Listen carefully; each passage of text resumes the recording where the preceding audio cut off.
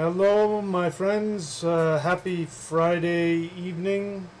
I know I'm coming on kind of late if we're talking about all over the world, or at least in this country.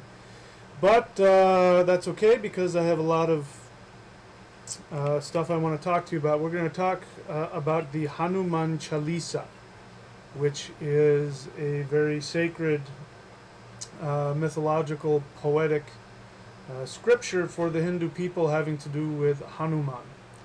And the reason why I am going to share this with you is because within this Hanuman Chalisa is coded information that reveals exactly what we have been sharing on this channel, which is how to live in direct alignment with your soul to such a degree that when you live this way, you are able to manifest and intend your perfect reality.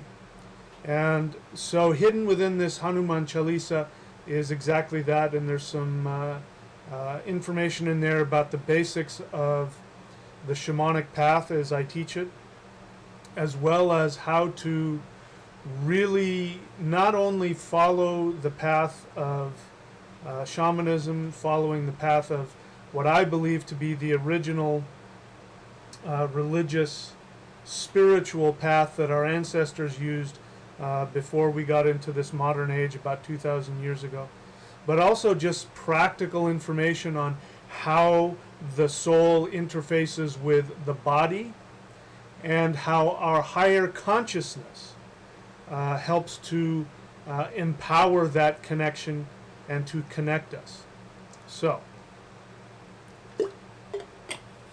I am seeing here that the stream is going off and on, so if I go off and on here, forgive me for that. Anyway, so we are going to get into the Hanuman Chalisa. So first let's talk about who Rama is and who Hanuman is, and I'm going to give you the setup so that you have an idea of what exactly it is that we're talking about. So the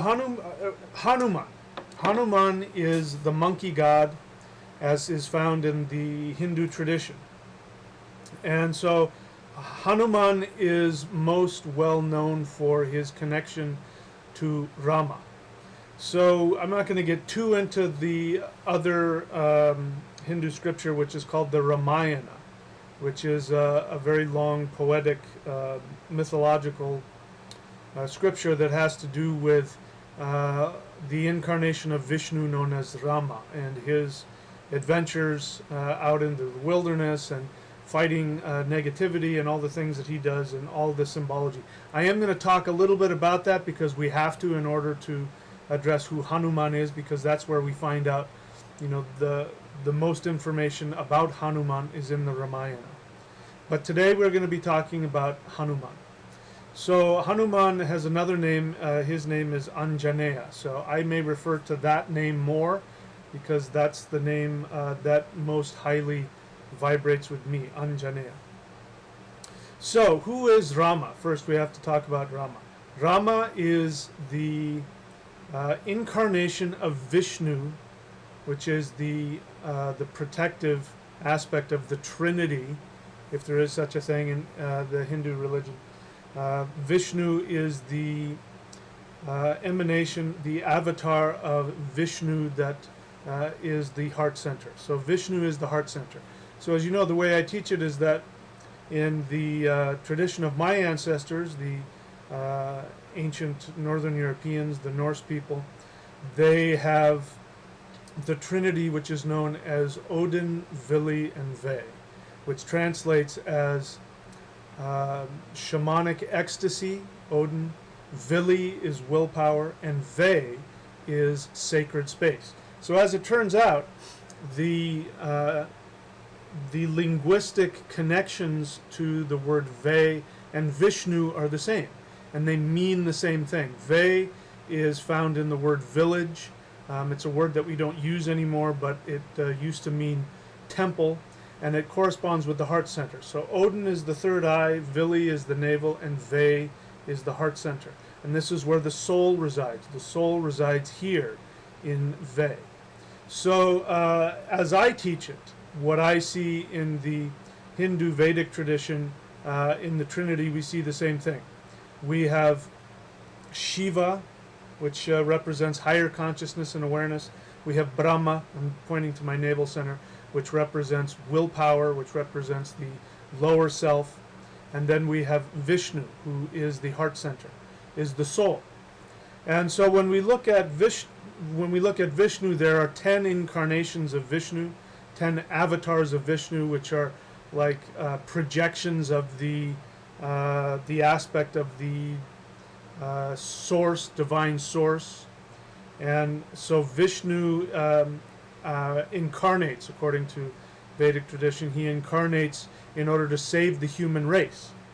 And so we have others which Buddha, like the actual Buddha who lived, is said to be an incarnation of Vishnu, and he's going to represent the intellect and the planet Mercury.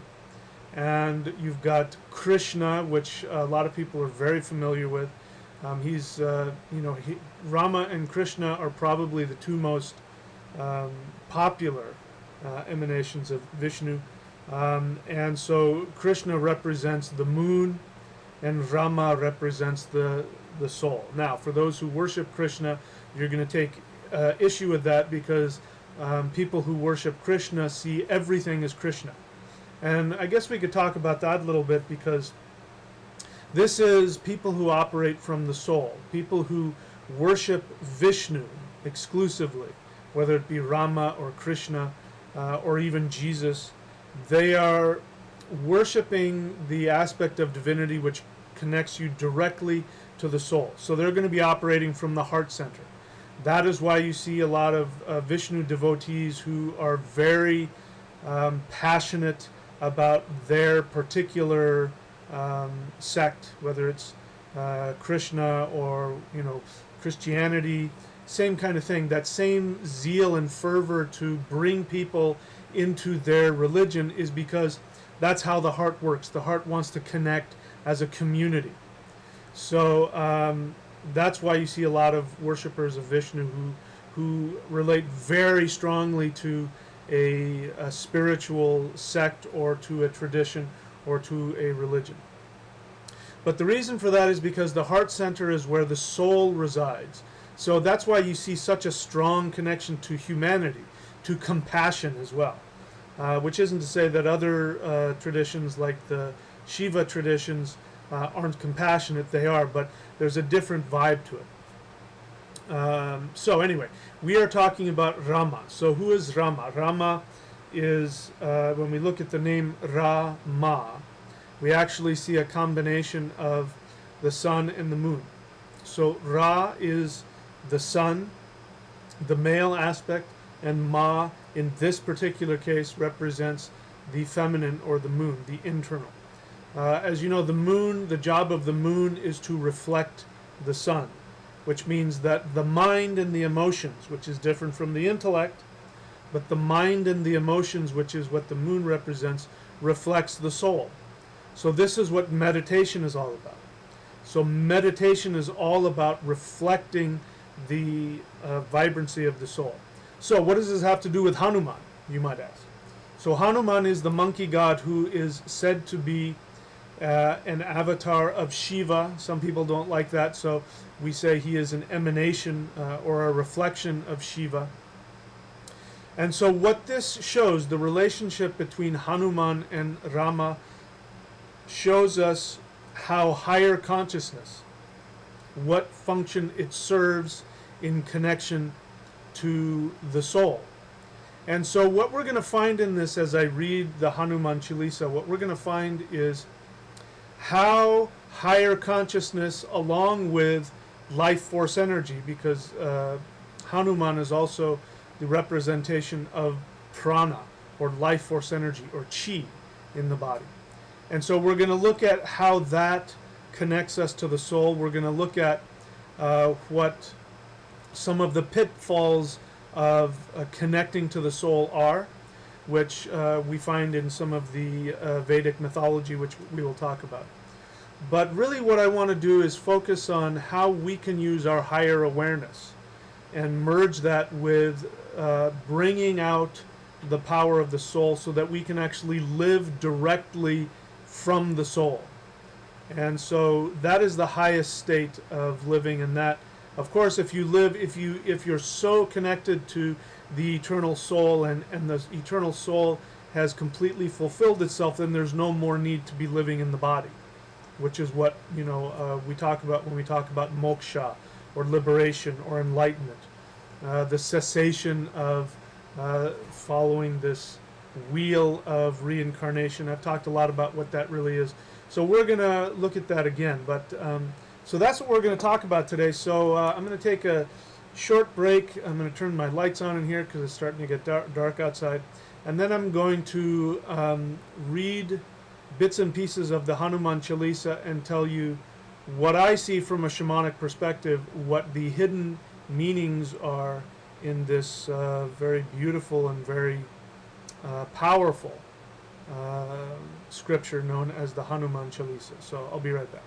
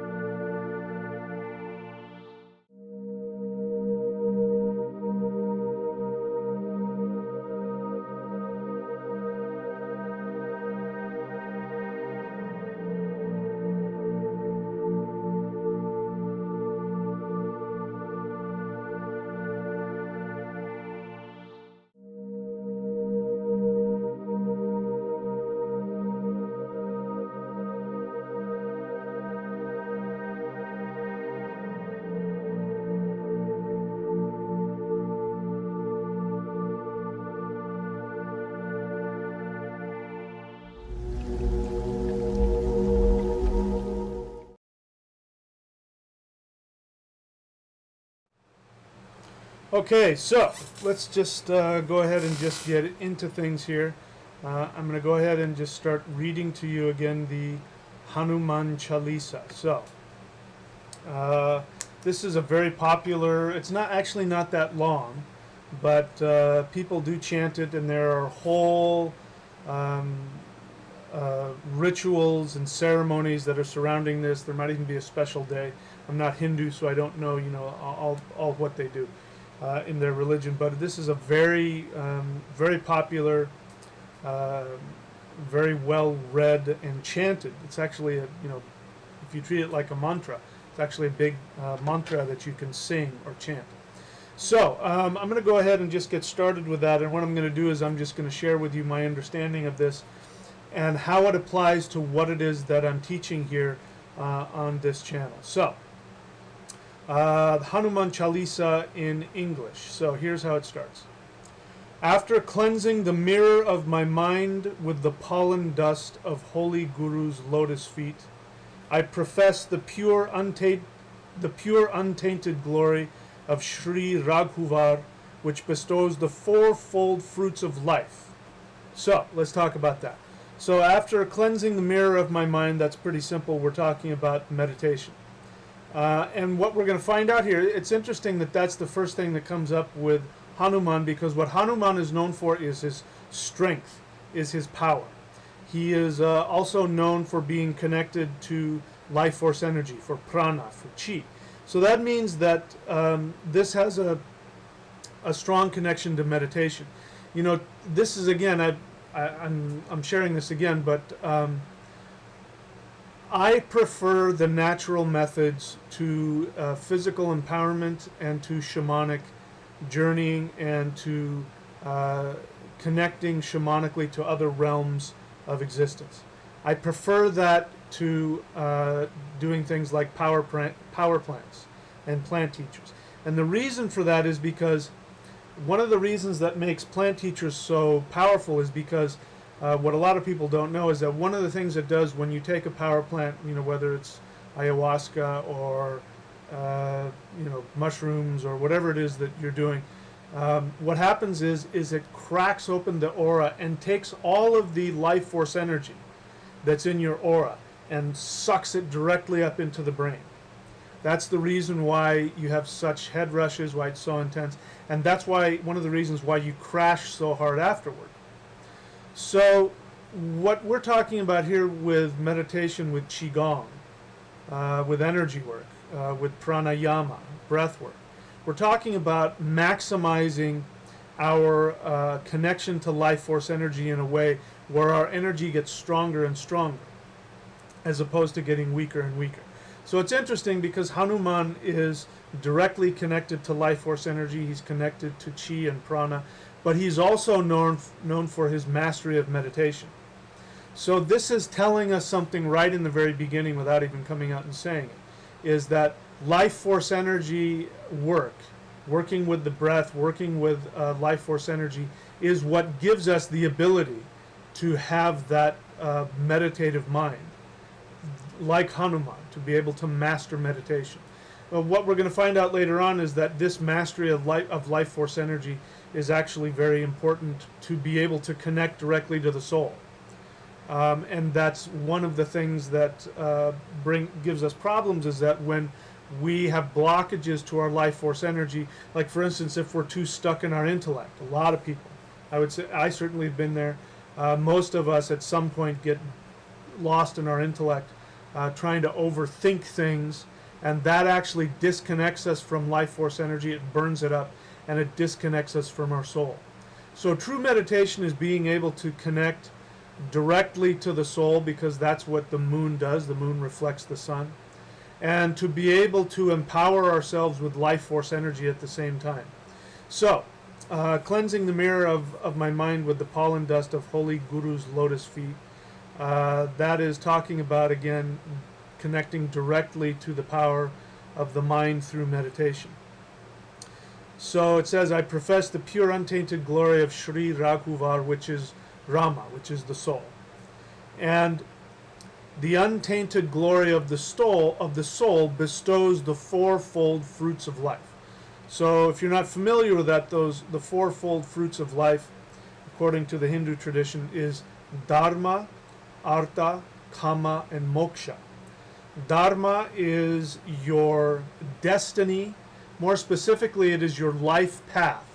The path that you walk that comes directly from your soul. And so, as I teach, Dharma is not being good or righteous, although that is one of the effects of it.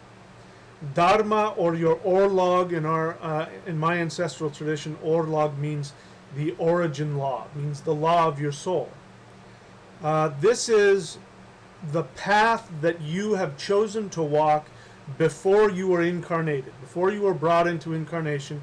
You chose a path that you would walk in this life that would align you directly to your soul, so that your soul could shine the brightest.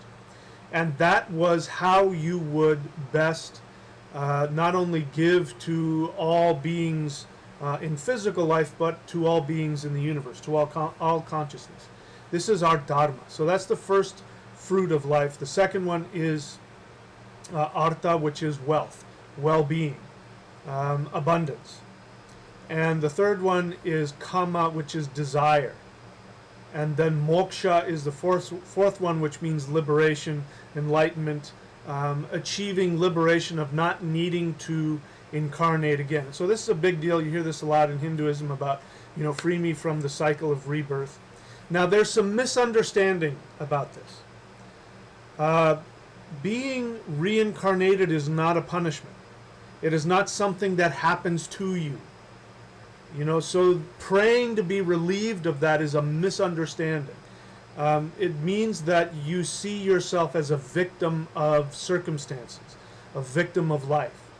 And so there's a huge misunderstanding of karma as well. Karma is not, judgment that is put upon you. It is simply the result of the choices, the feelings, the beliefs, the intentions that you create within yourself.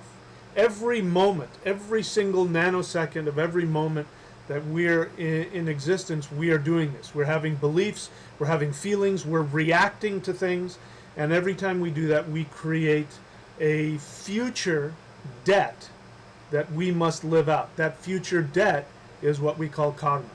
So everything that's happening to you at this moment that you think you are a victim of is actually something you created. And this is the whole, really one of the main reasons we incarnate, is so we can understand this. So if we want to talk about the cycle of rebirth, then we are wanting to understand how it is that we do that, how we create things. So let's be very clear. When you die and you go to wherever it is you believe you go after life, to get yourself prepared to reincarnate, understand that you are the one that chooses to reincarnate every time. Nobody forces it on you. It's never forced upon you. It is your desire. So what we're talking about here, even in this first verse here, we are talking about how the untainted glory of the soul, Rama, bestows upon you the ability to attain victory over rebirth. Because when you are in connection with your soul, you will follow your dharma, you will follow your life path. When you are in alignment with your soul, you will achieve a measure of abundance, of wealth. Because what happens when you are in alignment with your soul, the universe has a contract with you. The contract that the universe has with you is that when you are following your highest path, when you are in alignment with your soul, the universe must serve you. And we're going to talk about that because Hanuman is actually a vibration, a reflection of that. Life force energy. The universe is made up of life force energy. Everything, even including this metal canister for my water, is made up of life force energy and has consciousness in it, has awareness. Everything has awareness. The water that I just drank has awareness in it, and now that's in my body. So when you are in alignment with your soul, the life force energy of the universe, which you live in, gives you everything that you need, because it has to. Otherwise, it would be working against you following your path.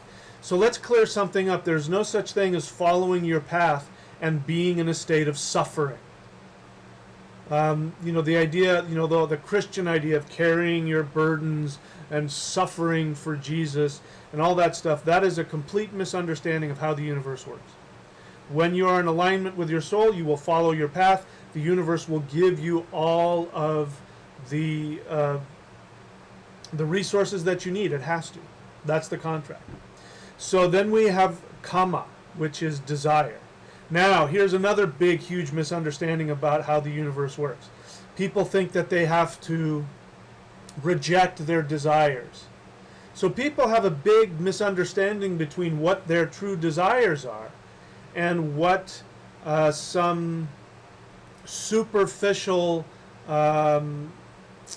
distractions are that we think are our desires. But here's how you know what a true desire is from a false one. A false desire always brings misery. Even if there's some initial elation or distraction or enjoyment or excitement on some level, afterwards, if we go, gosh, I wish I hadn't done that, or like a hangover. Getting drunk is a good example. Drinking to excess and then woo-woo, having all kinds of fun. That's really like living on credit cards. You can use your credit card to get a cash advance, but not only are you going to have to pay it back, you're going to have to pay it back with interest. And if you don't have the money, you're going to go into debt. So this is the difference between things that distract us and things that actually give us fulfillment of our desire. So as you know, what I teach is that the way to achieve liberation from rebirth, if that is what you think you truly want, then what you need to do is find out what it is that you want. So false religion, false asceticism that is, I'm going to shun all of my desires, and I'm going to live on a mountaintop, and I'm not going to eat, and I'm going to starve myself, and I'm going to let my hair grow out. I'm so spiritual because I don't get involved in the superficial things of the earth. Well, that is just another way of diverting yourself from your true desires, because here's the thing, you can't get rid of them. You can't. But if you give yourself fulfillment of your true desires, the desires to be happy, the desires to be fulfilled, the desires to connect to the universe, to have love in your life, all of those things. You know, you saw in the beginning of this, you see me surfing, the surfing shaman, because that's what really brings me joy. That is really the most important thing in my life. I mean, I have designed everything in my life so that I could do that, so that I could surf whenever I want. And, you know, I live that way. I live in a tiny little studio house. You know, it doesn't even have a one bedroom. It's just a little studio house that I live in, so that I can work the job, which is what you're seeing right now, do the business that I want to do, my own business. I don't want to work for somebody else. So that I can devote my life to my own fulfillment, my own happiness. Because that is the most spiritual thing I can do.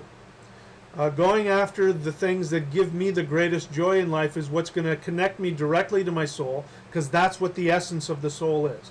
The soul is joy. And when you follow your deepest desires, you will be in touch with your joy, which means that's all that matters. And once you have all of your desires fulfilled, you get to the fourth fruit of life, which is moksha, or liberation. In my ancestral tradition, they say that when you die in battle, you go to Valhalla. What they mean by that is that when you live your life as though you are willing to die for what brings you the greatest joy by following your true path, when you live that fearlessly, then you will go to Valhalla. You will go to the Hall of the Chosen. You will achieve liberation, enlightenment, however you want to look at it. So that's just in that first verse, what's there already just in that first verse. So let's move on to the second one. So it says, fully aware of the deficiency of my intelligence, I concentrate my attention on Pavana Kumar, which means the son of the wind, Hanuman. I concentrate my attention on Hanuman, the son of the wind, and humbly ask for strength, intelligence, and true knowledge to relieve me of all blemishes causing pain. So, this is again, we're looking at what this is saying right here is that causing yourself pain is not a sign of spirituality. So again, suffering for God, you know, all of that kind of ridiculous nonsense is not spirituality at all. In fact, it's distraction. It'll keep you here more, because again, let's make this real simple. The fastest way to achieve enlightenment is to fulfill all of your desires. If you are in unnecessary pain as a result of denying yourself what it is you truly want, you are not getting close to liberation or spirituality by any means. So again, we come back to this same idea. So what the person is saying here is that they are there aware of the deficiency of their intelligence, meaning their intellect. You cannot think your way into spirituality. The intellect is very important, but the intellect is, by the way, the intellect thinks it's God. It thinks it knows everything, but it doesn't. It's like if you live in two dimensions and you know everything that exists in two dimensions, when somebody starts talking to you about the third dimension, you go, oh, of course, I know everything there is to know, so of course I know about the third dimension. But you've never experienced it. So it's like, you know, I've never been to France, so I have no idea what it's like to be in France, Paris. You know, I've seen it in pictures, but I don't know what it's like. So for me to say that I know everything there is to know about France, even if I look it up and Google it and watch videos of it, I will have no personal experience of what it's like to be in Paris. So the same thing with this idea that the intellect cannot truly know what anything truly spiritual is. It's stuck in two dimensions. So we are fully aware that with our intellect we cannot figure this out. It can only be done through experience. So this is one of the things that Hanuman gives. This is one of the things that life force energy and energy work, breath work, qigong, this is one of the things it gives. It gives us an experience of the infinite universe through life force energy. It allows us the ability to travel. This is why Hanuman is the son of the wind, because we're not talking about thought. Some people make this mistake that, you know, that Hanuman is thought. He's not thought.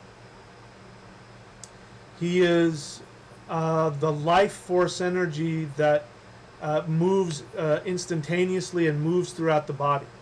And the traveling that Hanuman does within the body is he travels through all of the chakras. He travels through all of the meridians in the body.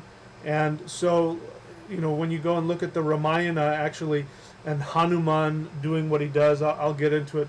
We'll see if we'll have time to get into it. But he makes this leap over the ocean to go to the land of Lanka.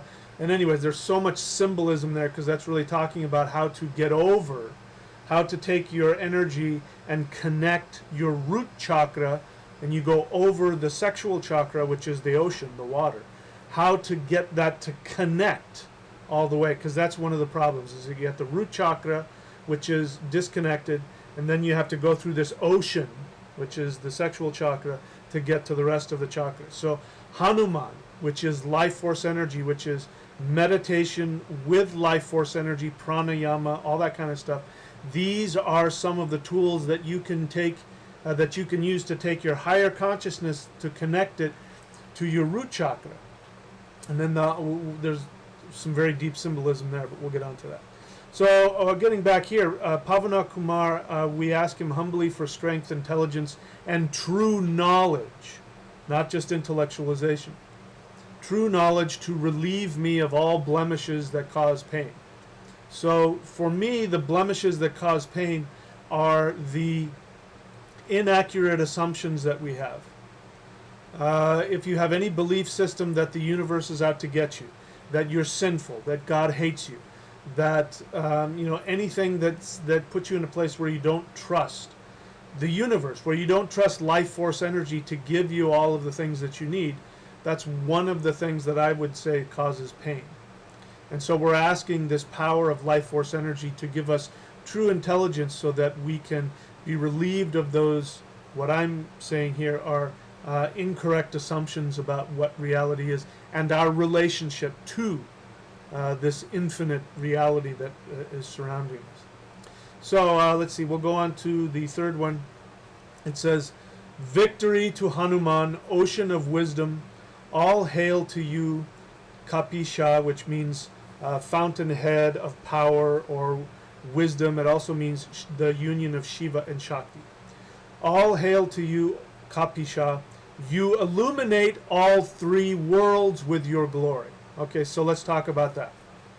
So it says here that Hanuman, with his wisdom, illuminates all of the three worlds. So again, if you're my student, you know that we do live in a triune universe, and we call this again Odin, Vili, and Ve. We call it in the Taoist tradition would be heaven, earth, and man. You can call it mind, body, and spirit. But what these represent on the personal level are the three selves. We have three selves. We have three major energy collection points, which is the third eye, which is higher awareness. We have the lower self, I'm touching my navel right now, which contains the unconscious and subconscious mind. And then we have the middle self, which is where our soul resides.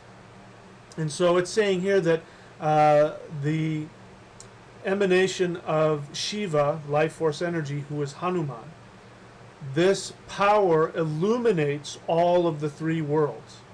So this is pretty important here. This means that by connecting to life force energy with our consciousness, with our higher consciousness, we are actually able to connect all of the three worlds. As you know, if you follow my teachings, I teach that in order to be able to intend your true desires, the three selves have to be in communication. And now the easiest way to get the three selves in communication is to just simply live your joy. Because once you do that, once you're in alignment with your soul, which is your joy, then automatically the two other selves will align. So what happens when we get out of alignment? And this is what the Ramayana is really all about. It's talking about how we as human beings become out of alignment with our soul, and how that disconnects us from the body. In the Ramayana, you have Rama, which is the soul, obviously, and his spouse, which is Sita. Sita is the daughter of the earth, and that represents the body. And so what ends up happening in the Ramayana, again, I won't get too deep into it, go and read it. It's really quite wonderful. In the Ramayana, what happens is that the demon who lives in Lanka, which is the root chakra, the demon Ravana who lives in Lanka steals Sita, which is the feminine. You could see it as the Shakti. You could see it as Kundalini. But it also represents the physical body. This Ravana, which, just the name Ravana, to be ravenous, lust, steals the body away from the soul. And so the rest of the Ramayana after that is Rama making his way to Lanka and fighting the demons that have kept the Sita, his Shakti, hostage. And so basically, not to get too far into it, but that's what the Ramayana is all about. And so Hanuman ends up being the most powerful ally that the soul has, that Rama has. And so again, for those of you who may not be familiar, if you're coming on late, Rama is an avatar of the soul, of Vishnu. But Hanuman is an avatar, if you will, or an emanation of Shiva, higher consciousness. And what's interesting about Hanuman is that he is completely, totally, utterly devoted to the soul, to Rama, completely devoted. He has no other desires within him. So let's just take a look at that. This is one of the most famous, I think I have it here. No, I don't have it here. But you saw on here the picture of Hanuman. Well, maybe I can do this while I'm talking. Maybe I can put it on here. So let me try something here. Maybe I can bring that picture on here. Where is it? It's right there. Okay, let's see. Okay, so there we go. All right, so I was able to put it on. So let's put that up. So this picture here of Hanuman is one of the most popular ones because it shows him tearing his chest open to reveal that inside his chest are Rama and Sita, the soul and the Kundalini, the soul and the body. So what that means is that Shiva, which is the higher consciousness, through the vehicle of prana, through the vehicle of the wind, which Hanuman is the son of the wind, through life force energy, he helps us be completely devoted to the soul. Because again, what I'm teaching is that in order to achieve enlightenment, we have to fulfill the desires of the soul. And when we fulfill the desires of the soul, we will live in bliss. We will be able to manifest our deepest desires. We will be able to manifest our reality. And so our higher consciousness is completely devoted to that. So the idea that Shiva is this force that wants to remove us from reality, to remove us, that we need to meditate and forget about all of that. Hanuman says no. Shiva is all about the soul. And so whether you are a worshiper of Shiva, whether you are a worshiper of Shakti, whether you are a worshiper of Rama or Krishna or Jesus, everybody's doing the same thing. They are all worshiping the soul. That's the most important thing in the universe, is the soul. And so this is one of the most famous pictures of Hanuman here. I forget the exact what's happening, but I think he's having a dialogue with Rama. And in order to show Rama how devoted he is to him, he literally takes his hand, into his flesh, breaks open his rib cage and tears open his chest to show Rama that in his heart is nothing but Rama.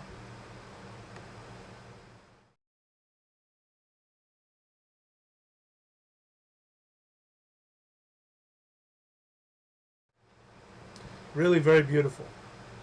Okay, so I'll take a look and see if there are any questions, if anybody's even here. I think there was a few people last time I checked, so let's take a look and see here. All right, so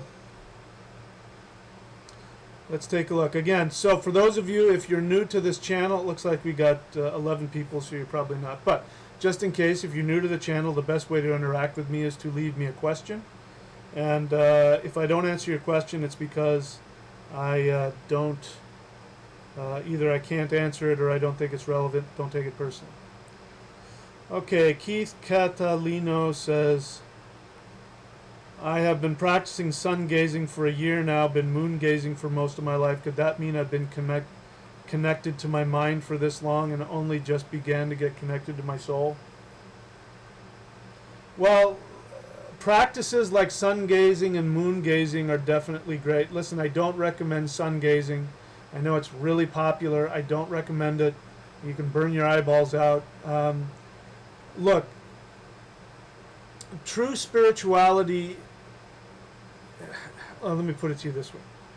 You know, listen, I teach a lot of stuff. And I teach people tools that are really important for their connection to the universe. I teach, and I recommend strongly that people do Qigong, especially the Qigong that I teach and practice. The reason for that is that because it is a very valuable tool. In fact, Hanuman is a perfect example of this. The celestial Qigong that I teach is a way for the higher mind to guide you to be able to connect directly to the soul. That's the point. But even with Qigong, people get wrapped up in doing something and they think it means something. So sun gazing and moon gazing are great, but they're just tools. So I wouldn't overthink it. And it feels to me like you might be overthinking it. Those are tools. You want to use the tools to get past them. You know, I did this for years. I thought that if I mastered the spirit fighting and achieved a certain level, then I'd be basically enlightened. Until I saw my teachers above me, one in particular who had achieved a really high level with that, and he was, the furthest thing from enlightened. So again, these are just tools. Sun gazing, moon gazing, they're just tools. You want to get past that. Having said that, so you're always connected to your mind and you're always connected to your soul. The way to get connected to your mind is to listen to your emotions and process your emotions, as well as being able to reflect things objectively.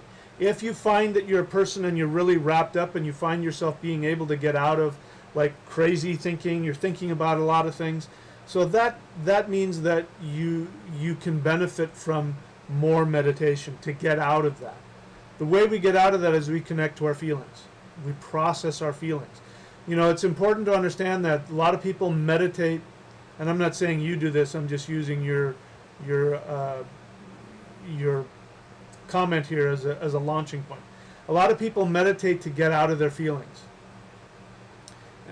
People will talk about having no mind and no emotions, and what they're really doing. A lot of people use this idea of, I won't mention any names, but a lot of teachers are out there teaching stuff that really a lot of people just use to disconnect from their feelings because their life is miserable because they have a lot of unresolved pain and stuff. So you got to resolve that stuff. That's how you get to the true mind, is by resolving your emotions. Meditation is one of those tools to do that with. Okay, so go on further. Okay, so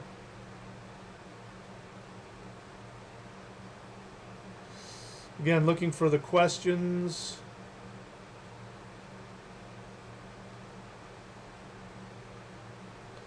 Okay, so there are some people out there who are doing sun gazing. If you guys know how to do it without harming yourself, great. I think legally, I think it's responsible of me to say don't do that, unless you have a teacher who can teach you how to do that. But if you can do it, my hat's off to you. How does the rune Wunjo connect to Hanuman being the rune of joy? Well, Hanuman is Shiva. Now, Shiva has a name among many, but one of the names of Shiva is Ugra. Ugra means, literally means terrifying, but it means the aspect of Shiva that is completely, totally devoted to awareness, to liberation. And so for those of us who are attached, when we see that aspect of higher awareness or Shiva, it looks frightening to us. Now, as it so happens, in the Norse tradition, which is my ancestral tradition, which is also the Norse pagan tradition, comes from the same root Indo-European tradition that Vedic Hinduism comes from, even though they're separated by probably tens of thousands of years. But they come from a root practice of the Indo-Europeans. The point of that being is that Shiva, one of his names is Ugra. One of the names for Odin, which is the higher awareness deity in the Norse tradition, his name is Ug, and it has the same meaning. It means terrifying. So what does that have to do with the runes? It means that, how does Hanuman connect to the rune Wunjo? Well, Hanuman is, in a roundabout way, an emanation of Odin. I know a lot of people are they're gonna hate that, but it's just kind of the truth there. So by dealing with Hanuman, you're going to be connecting to all of the runes, same as when you deal directly with Odin. Now, I kind of do have to say, when you're working with the runes, you are going to want to work with that emanation of Shiva, which is Odin, because Odin is in fact the master of the runes. And so, again, we're talking about emanations, so we're talking about different vibrations of the same root essence. So I don't know if I answered your question. I confused the heck out of myself, but all right. So again, looking for the questions here. Dagara says, how do you know you are connected to the gods or other beings? Well, first let me just tell you, you are connected just by being alive. The gods are within you, and the gods are outside of you. So let me just get rid of any misconception right now. Any misconception that you have to do something to get connected to the gods is a misunderstanding. It's again, one of the things I teach is that we have to get rid of incorrect assumptions. So let's get rid of that one. You are already fully connected to all of the gods. Your intellect may be getting in the way. So again, remember, if you were here earlier, if you're just coming on, you might not have heard me, but earlier I was talking about how the intellect seeks to separate us from our emotions. It also seeks to separate us from life force energy because it thinks it knows everything. So we live in a society, Western society is completely dominated by the intellect. The intellect, we think ourselves out of everything. So if you're thinking all the time, it means that you're in your intellect. So please get rid of that idea that you are separated from the gods. You don't have to know. You don't have to have an experience to be connected to the gods.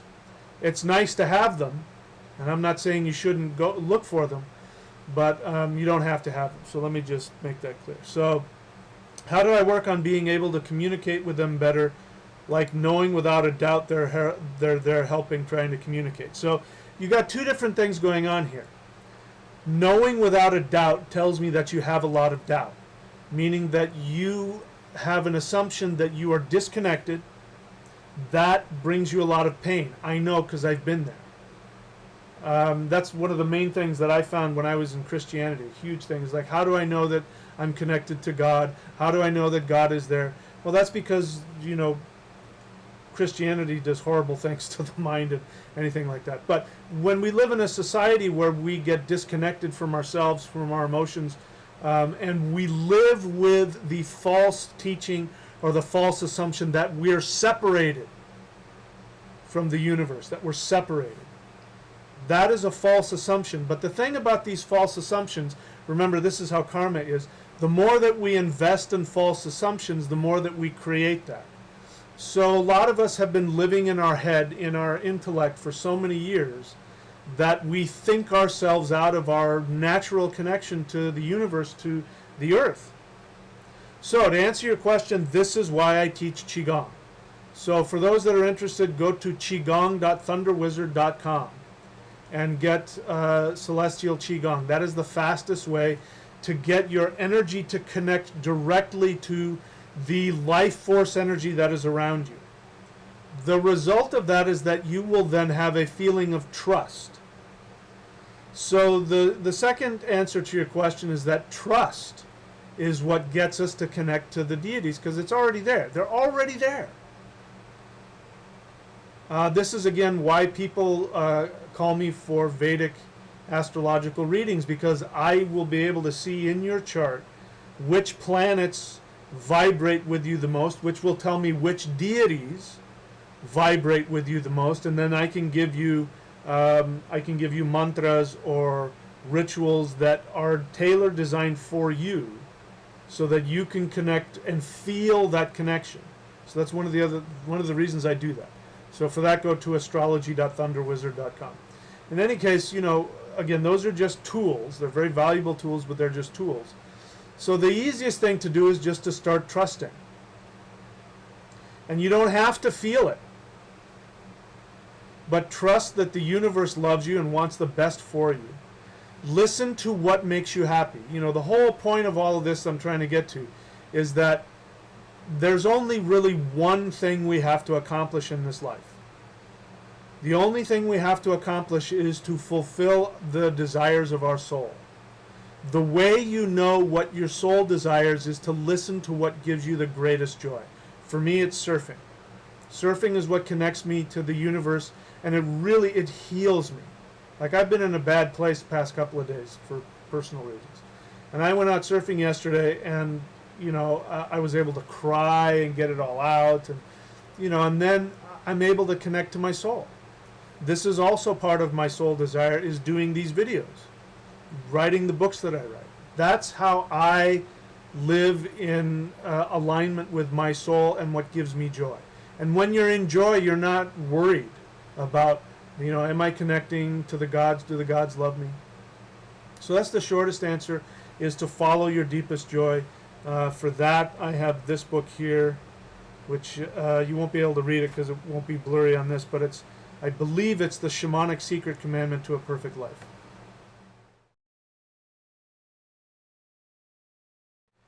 Yeah, that's the title, The Shamanic Secret Commandment to a Perfect Life. Okay, so I hope I answered your question then.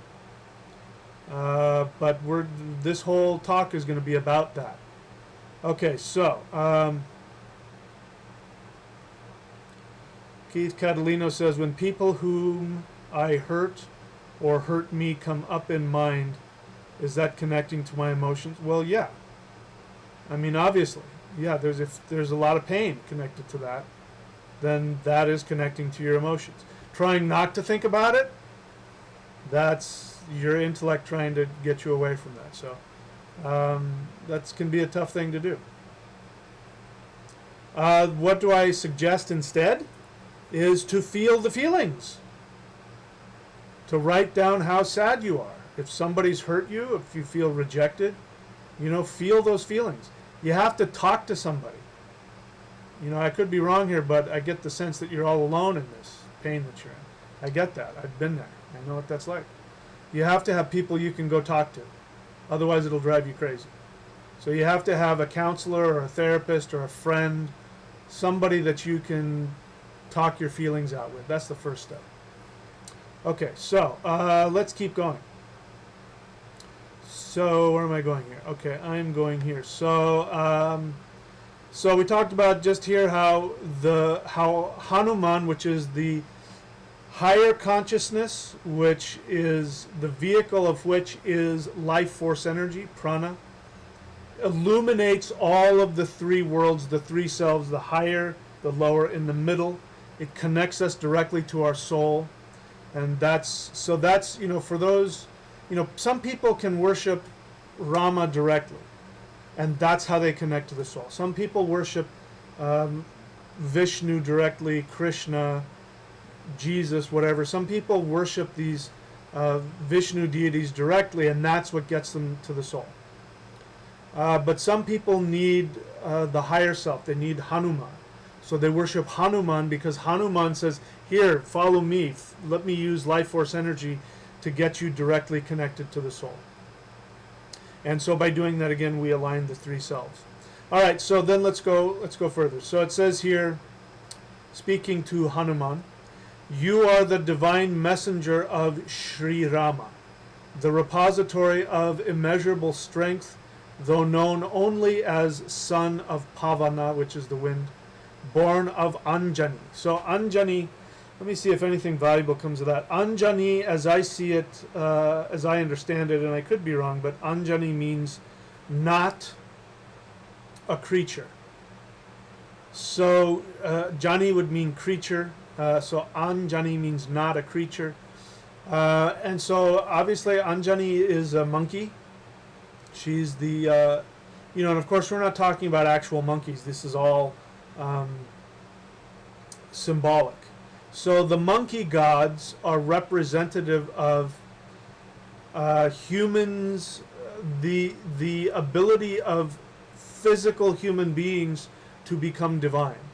So the aspect of the human part of us that has become divine. So Hanuman represents using higher awareness to take this meat bag, because we are, even though, human beings, Homo sapiens, we're monkeys.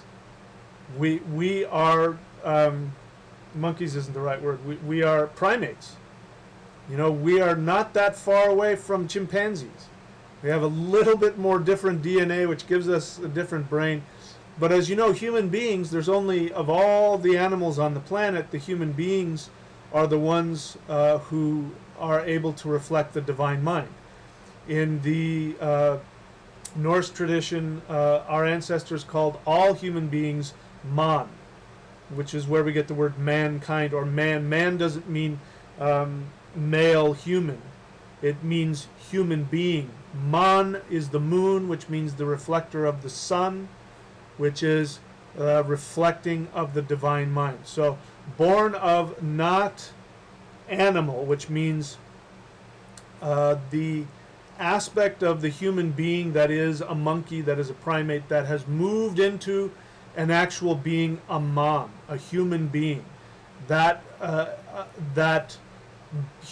person walking around with an animal body, but has been able to access their true divine nature, because our nature is to operate from man, true mind. And so that's what we're saying here, that the son of the wind, which is Hanuman, was born. So it's talking about how if we want to emulate Hanuman, if we want to be like Hanuman, then we are these walking primates who achieve our highest awareness. And what is the result of that highest awareness? We are in direct connection with the soul, which is which gives us our path and our deepest joy. Okay, so moving beyond that. Continuing on, again talking about Hanuman, with limbs as sturdy as Vajra, which is the lightning bolt. You are valiant and brave. On you attends good sense and wisdom. You dispel the darkness of evil thoughts. So that's pretty clear. If again we go on this idea, it says with limbs as sturdy as Vajra, which means that with life force energy, specifically with the electromagnetic force, again, this is what we're tapping into when we do Qigong or we do pranayama, which opens up all of the chakras and the meridians in the body. This is what allows us to bring our mind into our bodies. So this is again something our ancestors had that we moderners don't. We don't have this mind-body connection. That's thrown around a lot in New Age circles, but it means that When you have this connection, you don't have to think about what it is that you're feeling. You don't even have to think about what's wrong with you. And I've shared about this a lot before. I've shared about my coming out of my marriage, where I was in a lot of physical pain. The reason why I was in so much physical pain is because I was not following my deepest soul desire, which disconnected my mind and my body from each other. And so my body ended up manifesting all of the rage that was in me. I pushed it deep down inside so that I could stay married, because I thought that's what my job was. But what that did is all of that rage then was it's an emotion. It's an energy. It's an actual energy. It's not, emotions are not just things that we can dismiss like they don't really exist. They have physical energy. And when you dismiss your emotions or deny them, they get stuck in the body. And they can cause all kinds of problems. They get stuck in the mind. They can cause emotional or mental disorders. But they can also just create physical problems. So what I'm getting out of this is that with the power of the higher mind that connects with life force energy, when we have this mind-body connection, our emotions and our bodies are connected to the point where we can feel our emotions with our bodies, and we are able to work through them. And we can dispel, quote, the darkness of evil thoughts. Because the only thing that makes thoughts evil is that they distract us from our soul. So usually evil thoughts, and by the way, all of the demons in Vedic mythology, when you translate their names, they are all self-destructive, negative aspects of ourself. Self-hatred, self-sabotage, obsession, lust. These are all things that we use that have rage in them, that we use to divert ourselves from our true feelings. So the higher mind with the life force energy allows us to be brave and valiant, which means we're fearless again. Again, fearlessness is what allows you to live in the soul. Because again, everybody at some point, multiple times throughout your life, you will be faced with decisions about, should I follow my deepest desire, or should I do what somebody else wants me to do? Should I be accepted and loved by society, friends and family, or should I do what I truly want? And then when we take that risk of being rejected by those that we want love and approval from, it's a death. And we have the fear of death. So he has this power to overcome that and dispel the darkness of evil thoughts. Anyway, let's keep going. Now they look at how he looks, which I don't know if I have any understanding of that yet, but let's talk through it anyway. Your physique is beautiful, golden colored, and your dress is attractive. You wear earrings and have long curly hair. So, I could probably figure out what that means, but I don't know at the moment, so I won't. You carry in your hand a lightning bolt along with a victory flag, and you wear the sacred thread on your shoulder. So, we've already talked a lot about that. He carries in his hand the lightning bolt, which is life force energy, along with a victory flag, which means that this higher awareness combined with life force energy will give us victory over all those negative aspects of ourselves. And he wears the sacred thread, which means that he's a priest. So it means that he's been initiated and he is a celibate priest. He's completely devoted to the soul. Anyway, okay, so I think that's pretty clear. As a descendant of Lord Shankar, which is Shiva, as a descendant of Lord Shankar, you are a comfort and pride of Sri Keshari. With the luster of your vast sway, you are propitiated all over the universe. Okay, so let's keep going. You are the repository of learning, virtuous, and fully accomplished, always keen to carry out the behest of Sri Ram, which is the soul. You are an ardent listener, always so keen to listen to the narration of Sri Rama's life stories. So that's interesting, because again, we think of Shiva as being disconnected from the earth, disconnected from all that. But Shiva, higher awareness, when he's meditating, guess what he's meditating on? He's meditating on the path of the soul as it walks through this life. The whole universe, this is like the stage of the universe here, incarnated life. And every being is watching this and rooting for the soul, rooting for us from our soul perspective to achieve all of our desires. Okay. Let's see. You are an ardent listener, always so keen to listen to the narration of Sri Ram's life stories. Your heart is filled with what Sri Ram stood for. You therefore always dwell in the hearts of Sri Rama, Lakshman, and Sita. So Lakshman is another aspect of Vishnu, which is the brother of Rama, but it represents it represents the aspect of energy that surrounds the soul, and Sita represents again the physical body, Kundalini, and Shakti. So it means that these aspects of mind, body, and spirit, some people also call Lakshman mind. So if we want to call it true mind, mind, body, and spirit. It means that that mind, body, and spirit is intricately connected to this higher awareness of Hanuman, the aspect of Shiva. Okay, so I'm going to take a short little break here, and we'll check and see if there are any questions, and then we'll move on. We should be able to get through all of this today if I don't dwell too long on things, but anyway, I'll be back in just a second.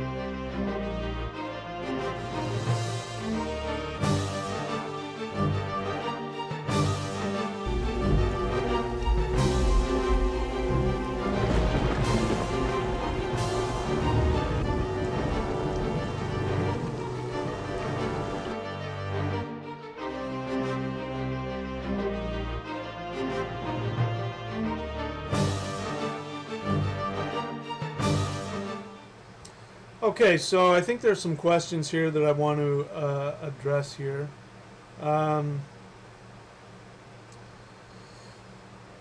Daggerus says, is it weird to communicate your pain with the universe when you have no one physically that would listen neutrally?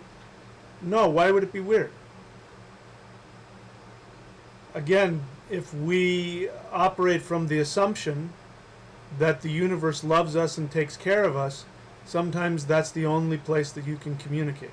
However, I want to challenge something that you've said. You say here you have no one physically that would listen neutrally. It may be true that you don't have anybody right now in your immediate circle of influence, but there are plenty of people out there. There's a whole world full of people. And so you owe it to yourself, and I'm being really serious about this. You owe it to yourself to go find people that you can talk to who will listen to you without judgment. There are priests. There are counselors. I do it. I mean, people have to pay me for my time, but that's one of the reasons people work with me, is because they need to have somebody who doesn't have an agenda, who is only here to support them and listen to them. So it's not true that you don't have anybody. You're choosing not to have anybody. You've allowed whoever is in your life to convince you that you are trapped within that little circle of people and that you can't go and find anybody. It's just not true. You owe it to yourself. You owe it to the universe. Everybody, listen, here's the other thing about true friends and true counselors, is that people, when they work with others, when they listen to others, they are also benefited.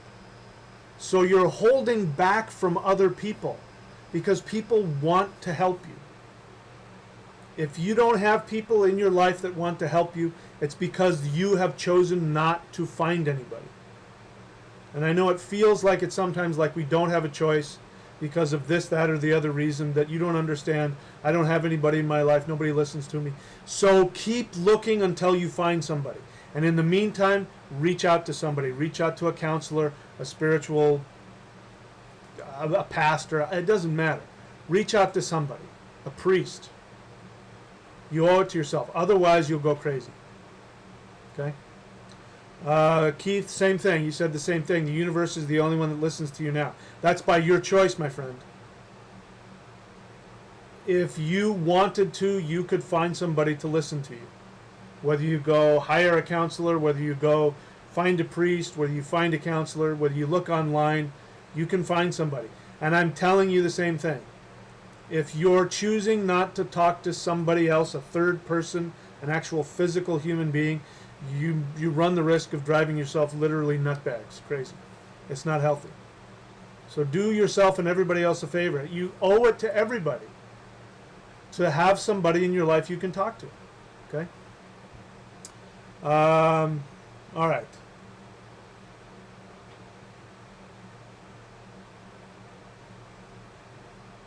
All right, there we go. So, moving on. Let's just keep going here. So I didn't see any more questions. So let's just let's keep going. All right. So I need to get another screen up here. So where were we? We're reading the Hanuman Chalisa. And all right. So moving on again, talking about Hanuman, it says, "You appeared before Sita in a diminutive form and spoke to her in humility. You assumed an awesome form and struck terror by setting Lanka on fire." Okay, so there's a lot here. So Hanuman. So if you don't know the story, you have to read the Ramayana. The Ramayana is the story of Rama, who is the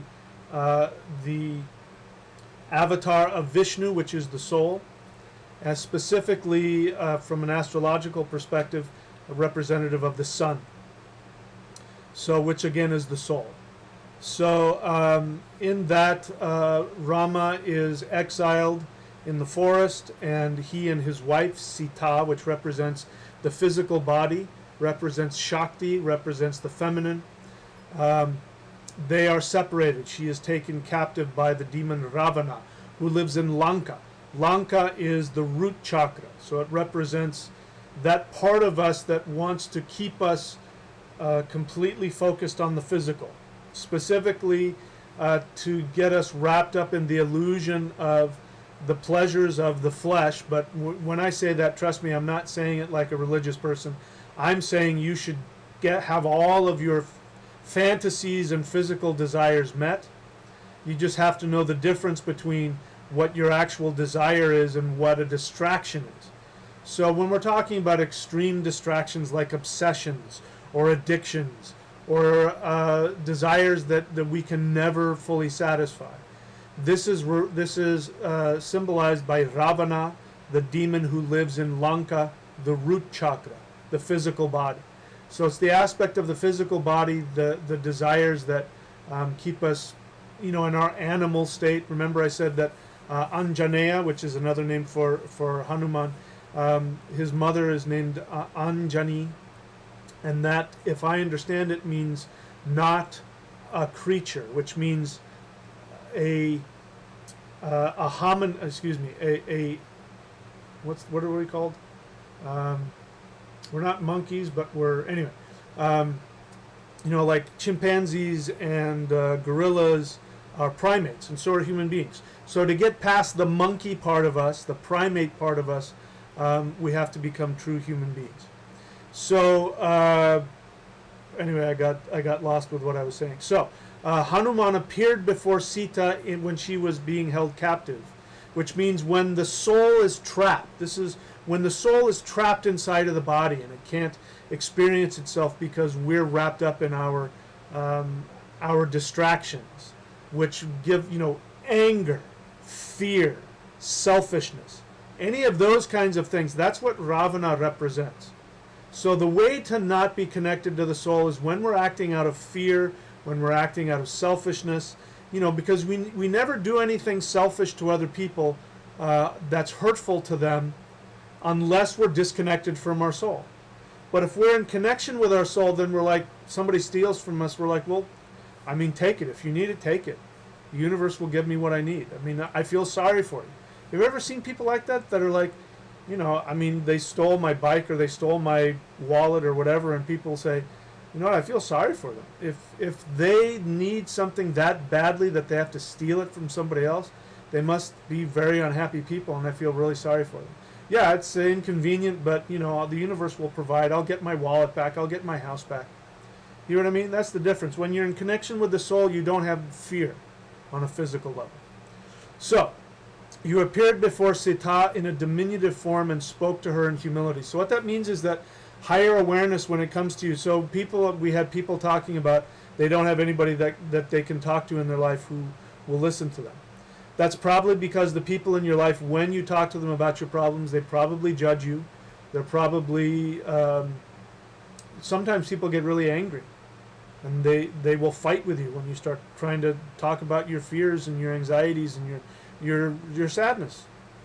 So it means that true higher awareness comes in a diminutive form, which means he shrunk himself down so that he wouldn't scare her. And then listened to her. She just needed to talk. And he just sat and listened.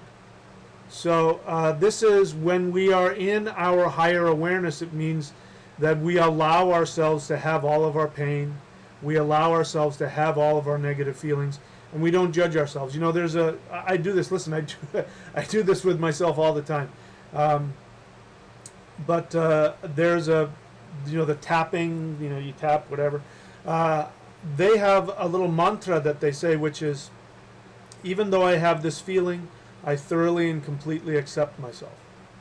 Even though I have this feeling, I thoroughly and completely accept myself. So that's higher awareness. Higher awareness doesn't judge. Not only does it not judge other people, again, Shiva, Hanuman is Shiva. Shiva is known for his retinue, his entourage, which is filled with prostitutes, thieves, beggars, drug addicts, gang members. Those are the people that follow him around because he's the only one that won't judge them. And they worship him for that. It means that higher awareness knows that, hey, I can't snap my fingers and make you be perfect. You have to accept yourself exactly where you are. And so a true counselor or a true friend is the same. It won't judge you for where you are. A true friend tells you what you need to hear, but doesn't judge you.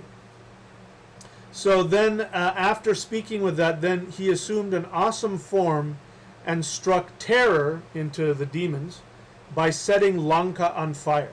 What does this mean?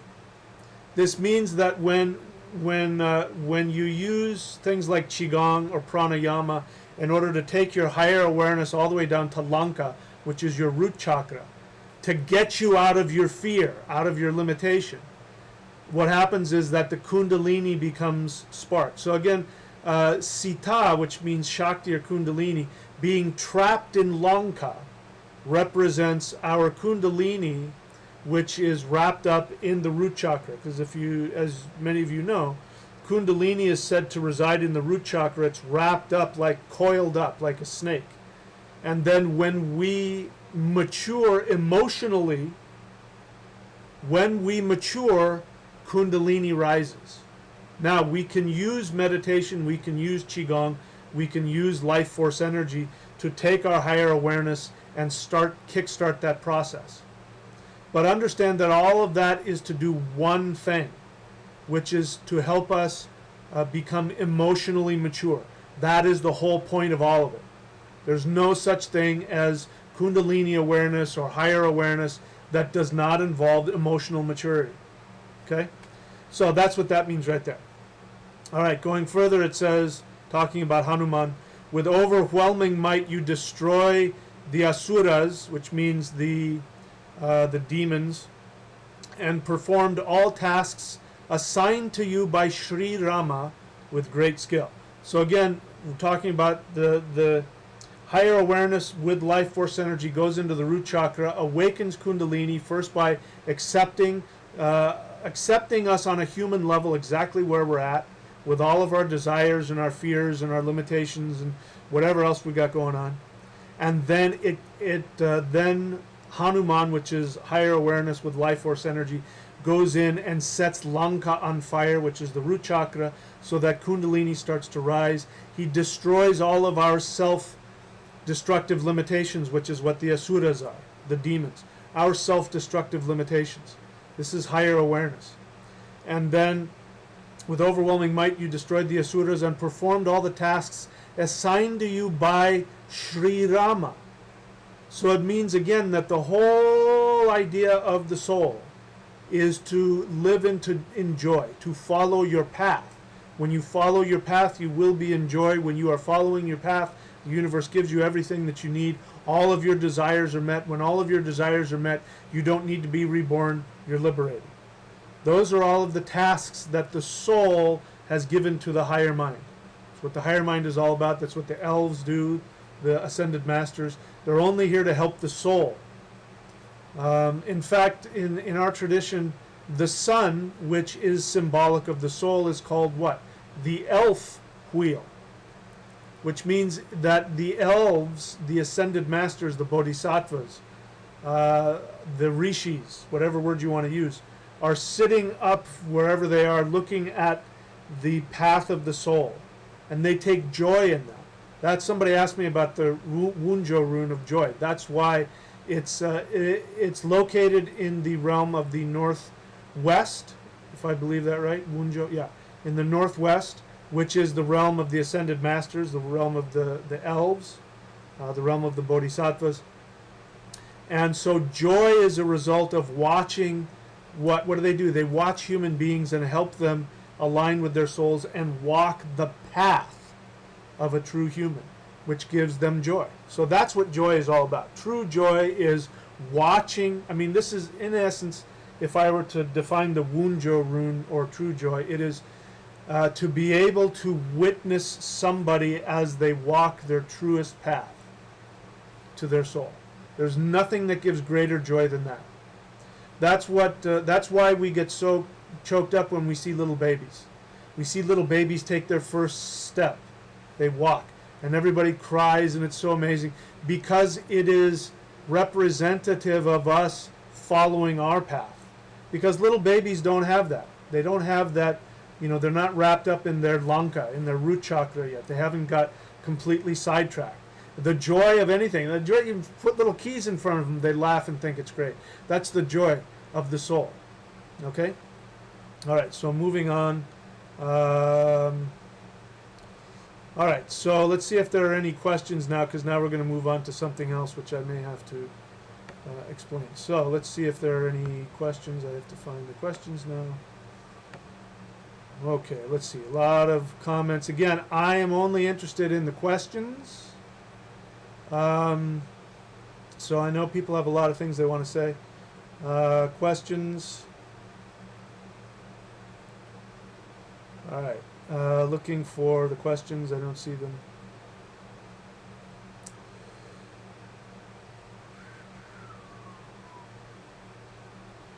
All right. Question. Keith Catalino. So what do you think the connection is? What do you think the connection is with Siva and CERN? I think you asked that question before. I don't have an answer to that. That sounds like a lot of thinking going on there. A lot of thinking there. So I don't have an answer to that question. Okay. All right. No more questions. Let's keep moving on. All right. So where am I here? So, sorry, I've got so many screens here that I have to go in between. All right. So now, next thing, again, talking about Hanuman. You brought Sanjivan and restored Lakshman back to life. Sri Raghuvir cheerfully embraced you with his heart full of joy. So Sanjivan is an herb that is said to bring back the dead. And so during this battle, when one of the things that happens, this is interesting, is that Hanuman goes to Lanka and talks to Sita, who's being held captive. Again, that's the Kundalini, which is your emotional nature, which is being trapped in your root chakra. Higher awareness goes down, literally flies over the ocean, which is your sexual chakra, flies over the ocean and gets to the root chakra, and then connects to the Shakti, the Kundalini nature, the physical body, and as a result offers to free her. So Hanuman offers to free her, and Sita says, no, you can't do that, because my husband, the soul, Rama, needs to come down and free me, otherwise it will be, it wouldn't be right. He's my husband, he should free me. And she's not doing that to be contrary. She's just saying that the soul needs to come down. You need to really live from the soul. So what happens is then that Rama comes down with his brother Lakshman, and anyway, there's this whole thing about how he makes his way all the way down to Lanka, which is the root chakra. And he gets down there and he has to fight off all these demons, because Ravana, the demon that is holding Sita captive, sends out all of his demonic forces, which are nothing more than negative human characteristics, negative psychological things that keep us, that separate our kundalini, that separate our body from our soul. Okay, so all of that, and in any case, we get to the battles, and then Lakshman, which is another aspect of the soul, which is the brother of Rama, he's killed. He's killed by one of the demons in Ravana's army. And so Hanuman flies to this mountain looking for this herb. Now he can't find the herb, so what he does is, with his huge power, he just lifts up the whole mountain and brings the whole mountain back, so that people who know can find the herb to heal Lakshman. So what does this represent? It represents that at some point during our spiritual path, when we are trying to align ourselves to our deepest joy in our soul, where we're trying to connect mind and body, when our kundalini starts to awaken, at some point there's going to be an impasse where we feel like we just can't do it, no matter how much I meditate, no matter how much I try, no matter how much I do the right thing, no matter what I do, I just can't seem to get connected with my higher self and my soul and my lower self. How am I gonna? And it feels like we're gonna die. We fear death. So what it says is that Hanuman, which is the life force energy that's connected to higher awareness, the third eye, whatever you want to use, that has to be brought down in order for us to connect. So this has to do with the three selves and how they connect. So very briefly, the way it works is that energy comes from, communication comes from the gods, the ancestors, comes to our higher self. That information is then delivered to the lower self, the subconscious and the unconscious mind. That information is then brought to the middle self, which is our conscious mind. That is how we follow our true path. Now, at some point throughout our lives, and for some people throughout much of their life, at some point the communication gets disrupted when people go out of alignment with themselves. And so it means that when you're trapped in your addictions, when you're trapped in your fear, when you're trapped in that place where you don't know, like people are asking, how do I connect to the gods? Nobody will listen to me. And you're trapped in that horrible loneliness where you can't seem to get out of your addictions or your obsessions or negative self-talk or fear or whatever it is. Then we actually have to meditate. We have to meditate, and one of the ways we do that is we use life force energy, pranayama, qigong, and that's what Hanuman is this power of higher awareness connected to life force energy, and with that we can reconnect. We can bring the mountain, which is our crown chakra, down to our root chakra. We can reconnect the three selves When we have that communication going, then we can feel joy again, we can take action, we can do things that are healthy for ourselves, we can walk our true path and fulfill all of our deepest desires. Okay? He didn't realize that's what all that meant, but that's what it means when he's bringing the mountain down to bring back to life the mind, which is Lakshman. Okay, so let's keep going. Shri Raghupati, which is Rama, lustily extolled your excellence and said, "You are as dear to me as my own brother." So now we start to see that there is such a deep connection between the soul and the higher self, and that they are, again, we're talking about, I wasn't that close with my brother, but ideally in a nuclear family, the people that you're closest to are your family members. The ones that you can count on the most are your family members. Okay, so then let's go further. So there's this one picture. I don't know if I have it in here or not. I think I can find it though. There's this one picture of Hanuman and Rama, which sometimes just makes me feel, I just want to weep when I look at it, because this is the connection that they have, and it's a really famous picture because it's here to help us understand or to represent how much Hanuman loves Rama and is so devoted to him. And in fact, if you read the myths, it pretty much says that nobody is more devoted to the soul, to Rama, than Hanuman. And that's this picture here represents that.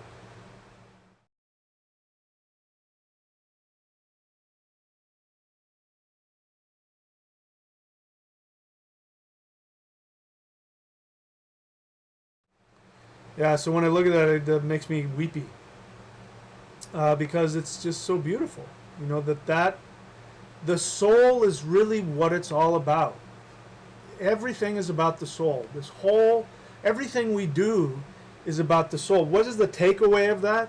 The takeaway of that is that the way that you honor your soul is by following your deepest joy. By living your life in such a way where you get to live in joy, because that's the whole reason the soul came down here. The whole reason that your divine soul, your Vishnu, came into physical manifestation is so that it could achieve joy. And remember, you are that soul. So let's get rid of the idea that God is out there or the gods are out there. There's nothing more sacred, there's nothing more divine, there's nothing more infinite and powerful than your own soul.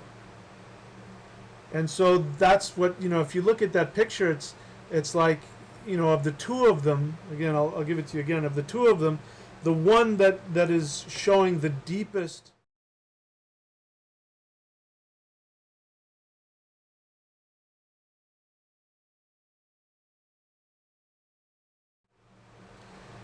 of the pictures that we have of Rama and Hanuman, that one shows how deeply in love he is with the soul, which means that our higher awareness, everything is here to serve the soul. Everything. People get so caught up on that want to live up here, because again, they want to get out of their emotions. They want to open their third eye and they want to be able to see into infinity, and all these spiritual teachings. Again, I won't mention any names. I really want to.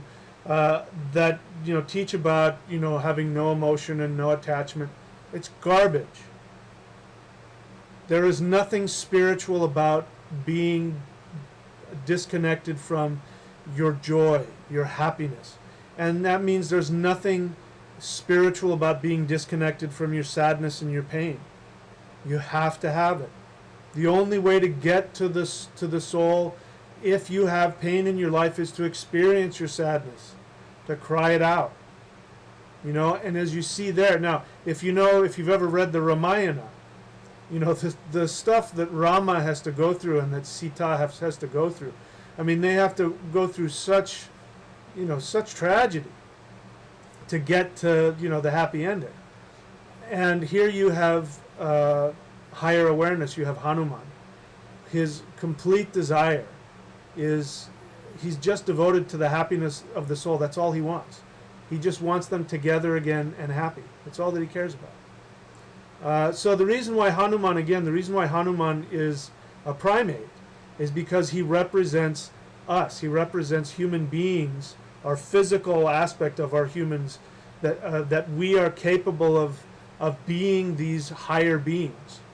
Just like he was a monkey that became the most powerful and the most divine and the most spiritual being in the universe, and yet he's a monkey. Represents us being able to stay human and evolve ourselves to our highest level. Okay, so I'm kind of babbling, but I think you get what I'm saying. All right, so continuing on, talking about Hanuman, it says, thousands of living beings are chanting hymns of your glories, saying thus, Sri Ram warmly hugged him, meaning Hanuman. When prophets like Sankha, even like the sage like Lord Brahma, the great hermit Narad himself, goddess Saraswati, and Ahisha, basically everything is extolling the praises of Hanuman. It's trying to say that even the highest of beings, the highest of the gods, are looking down at Hanuman with honor and with praise.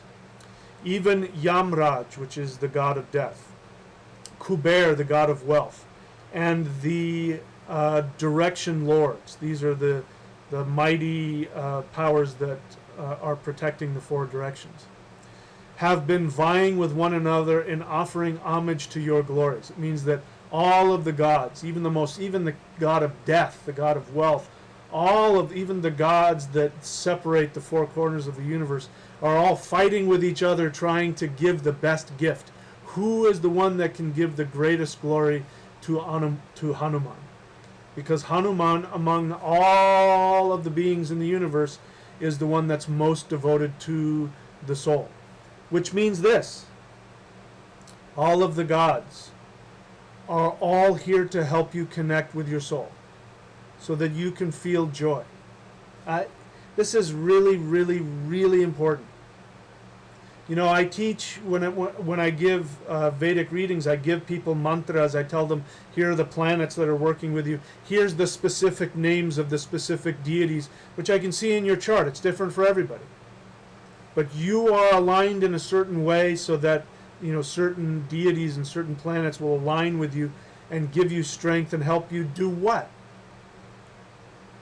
Live by the soul so that you can connect with your soul and be happy. So worshiping the gods, worshiping the planets, all of that is really wonderful, but understand, it's only there to help you achieve your own happiness. That's the whole point of it. Any religion or any religious practice that puts you in a different place where you have to subjugate yourself, in order, like, you know, in Christianity, you have to give, you can't worship other gods, and you certainly can't be happy unless it's God's will. But oh God, my will, I throw my will aside. Please tell me what you want.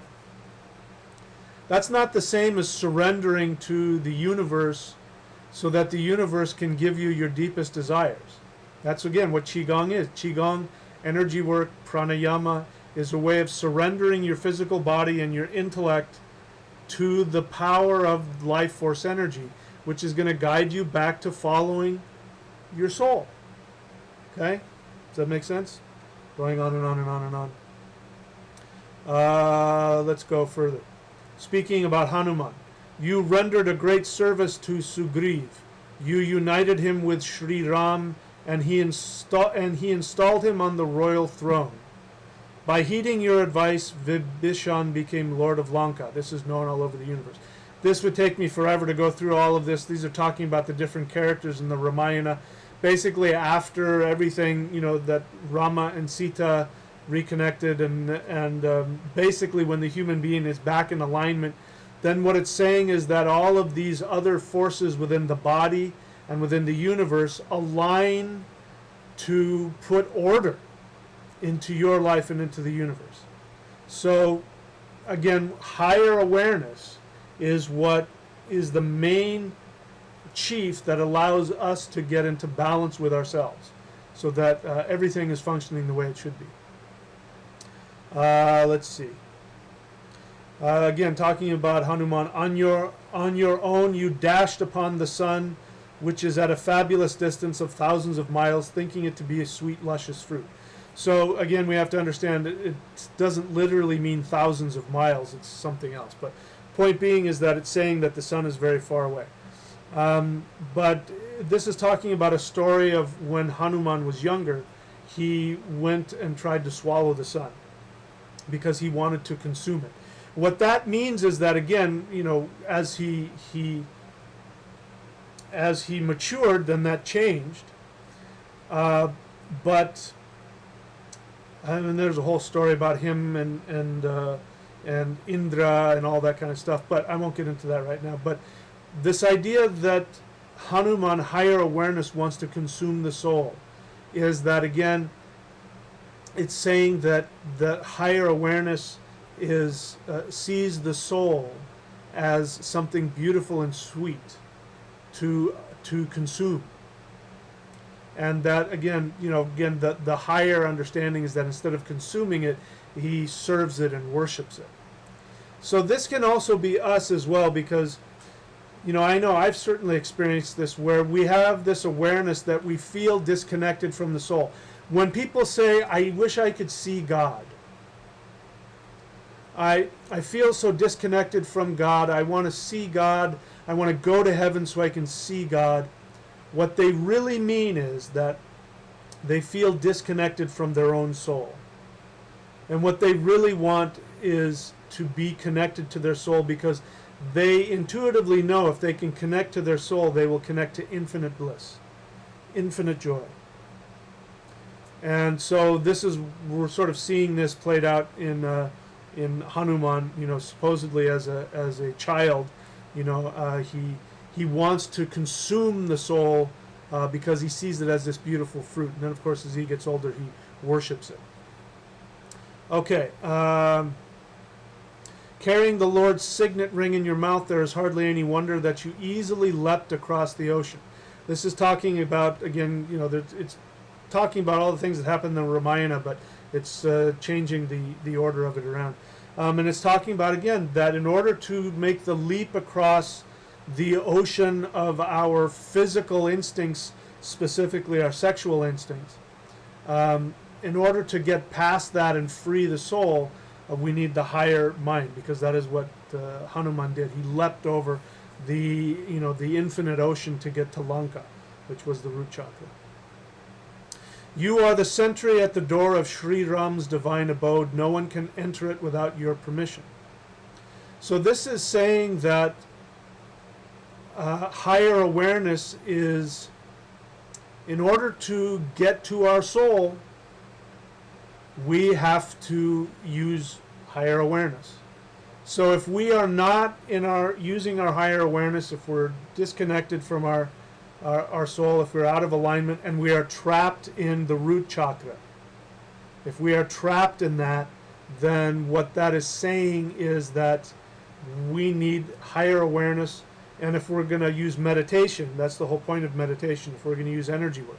So again, this is why I teach this. This is why I give out, this is why I'm hammering away, you know, go get the celestial qigong, because that is one way that higher awareness can use life force energy to connect us to our lower self and get that connected to our higher self, and ultimately get us connected to our soul. That's the whole reason I do that. All comforts of the world lie at your feet. The devotees enjoy all divine pleasures and feel fearless under your benign protection. So again, higher awareness is here to do what? To connect us to our soul. And as I'm saying to you, you know, when people talk about when they want things in life, again, this is the secret. The thing that's missing with the secret is that the secret says whatever you focus your attention on is what you manifest. And so people focus on having $1 million. And then they don't get $1 million and they wonder how come the secret doesn't work. Because that's not what it means. When you focus on your joys, the things that truly give you happiness, then you are able to manifest them.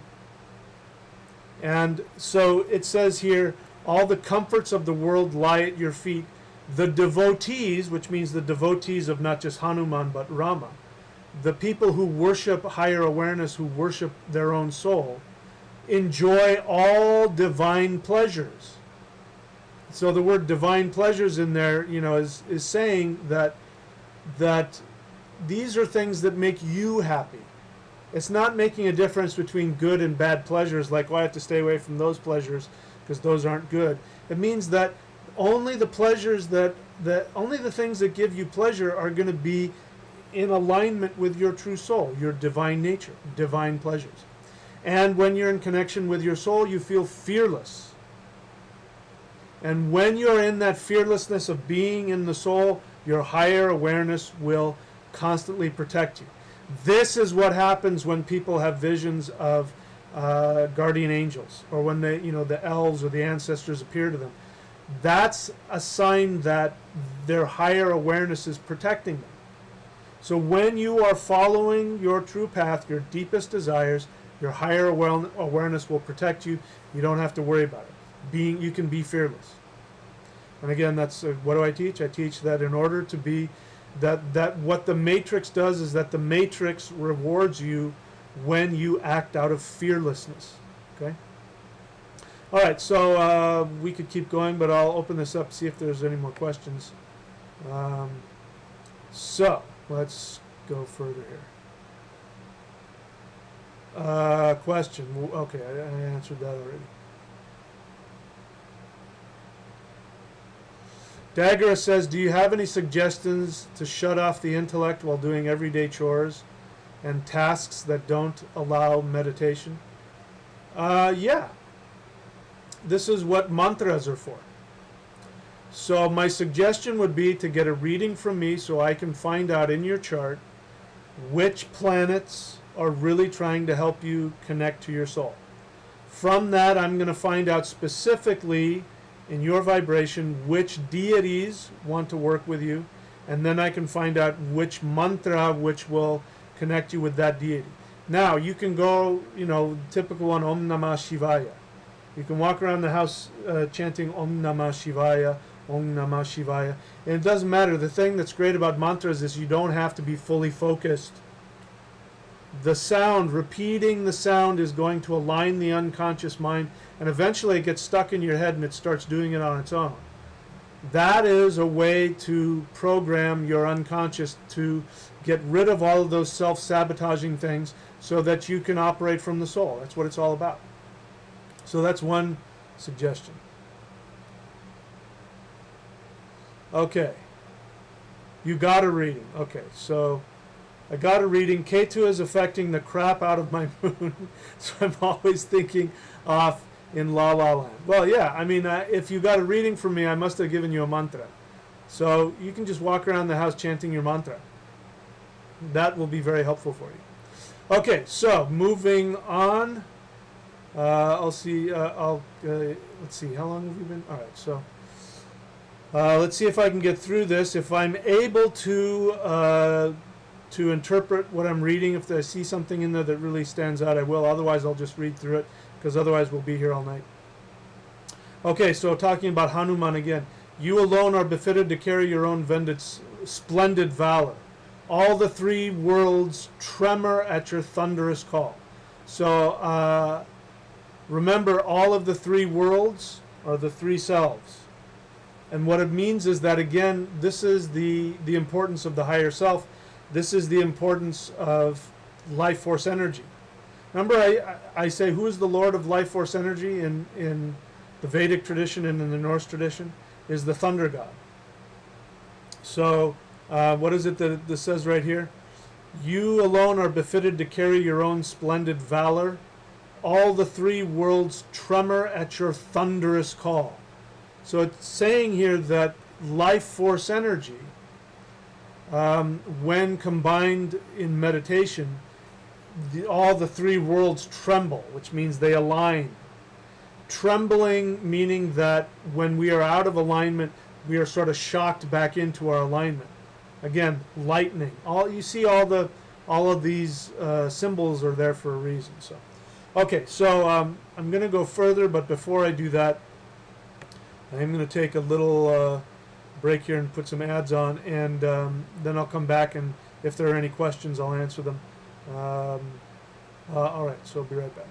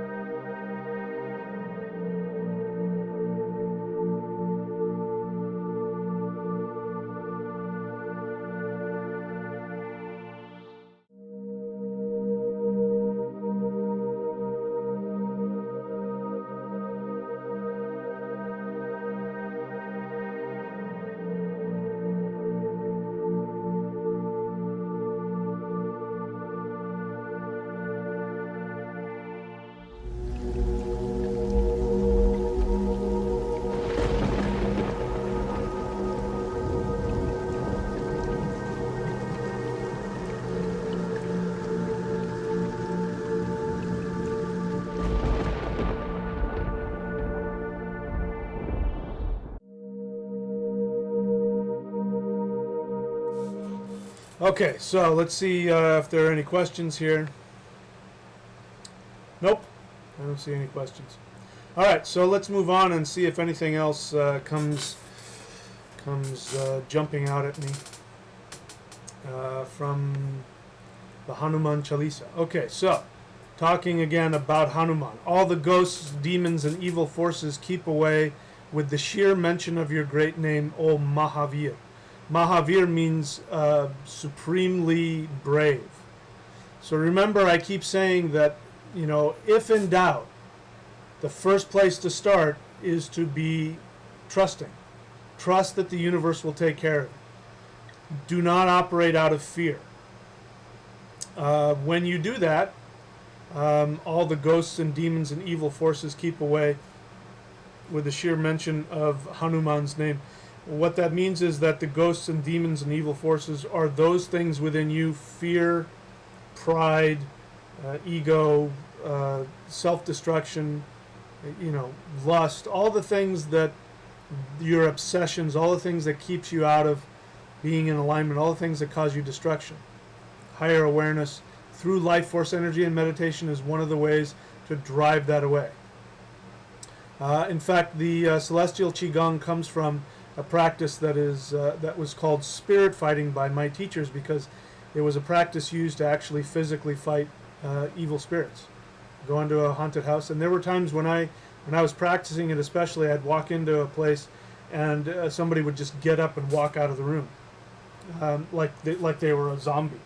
And I find out later these are people who are like using Ouija boards, or they have a ghost in the house or something like that. They've got a spirit attached to them.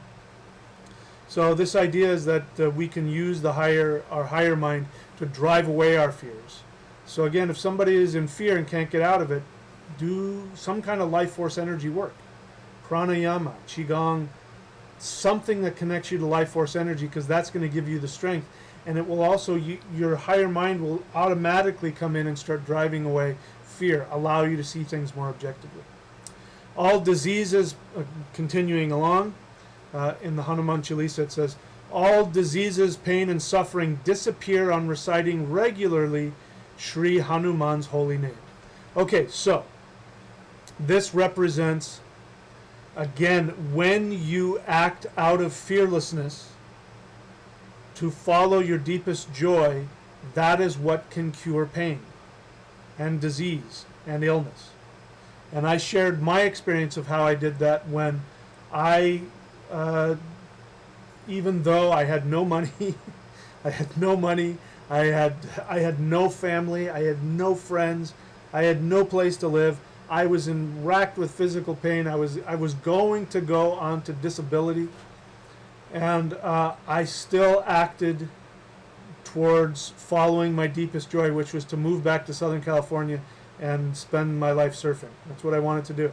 I had no idea how I was going to do it, but I just literally took what little money I had in credit cards and I made my way down here. And the rest is history. And the end result of that is I'm completely free of all those diseases and pains that I had. So this is what that means. When you worship Hanuman, one of the things that's going to happen is that he's going to kickstart your life force energy, your prana, your chi, and your higher mind is going to come in to give you strength and awareness to take action. It's not just about chanting the name of Hanuman. It's not just a magic word, although it is, or a mantra. It's not just about doing that. It means that when you chant a Hanuman mantra, one of the results will be is that you will start to take action fearlessly towards living in your divine soul. The result of that is that your body will heal of diseases. Okay? All right, continuing further. Those who remember Sri Hanuman in thought, words, and deeds with sincerity and faith are rescued from all crises in life. This is again same thing I'm saying. Because if you remember Hanuman, you're going to remember, even if you read the stories about the Ramayana, or if it means those who connect to their higher self through life force energy. And when you remember that in your thoughts, words, and deeds with sincerity and faith, which means trust, not faith like, oh, I believe that God exists, but trusting the universe, taking actions. In your thoughts, in your words, in your deeds, you will automatically be connecting to life force energy, and the universe will take care of you. It will take care of all of the problems. So again, if whatever problems you have in your life, no matter how horrific they are of your own making, either from this life or a past life. And so the way to get through those is to not react to how horrible things are. I'm such a victim. The way to get through that is to go, yep, I created this. I might not even remember how. I'm open to remembering how I made this happen, but I am going to take action based on my deepest soul desires, and I'm going to trust the universe will take care of me. And all of your problems will get changed because you will manifest a different future. You won't manifest all the problems anymore. Okay. All going further now in the Hanuman Chalisa, all who hail, worship, and have faith in Sri Ram as the Supreme Lord and the King of Penance, you make all their difficult tasks very easy. So here, penance is not the kind of penance that we talk about in, like medieval Christianity, where you're lashing yourself and paying penance, repenting or any of that. That's not what it means. They're meaning the king of worship, the king of focusing on the divine. So all people who hail and who worship and have faith in the soul as the supreme Lord and the king of worship, meaning your worship, you make all their difficult tasks easy. You meaning Hanuman.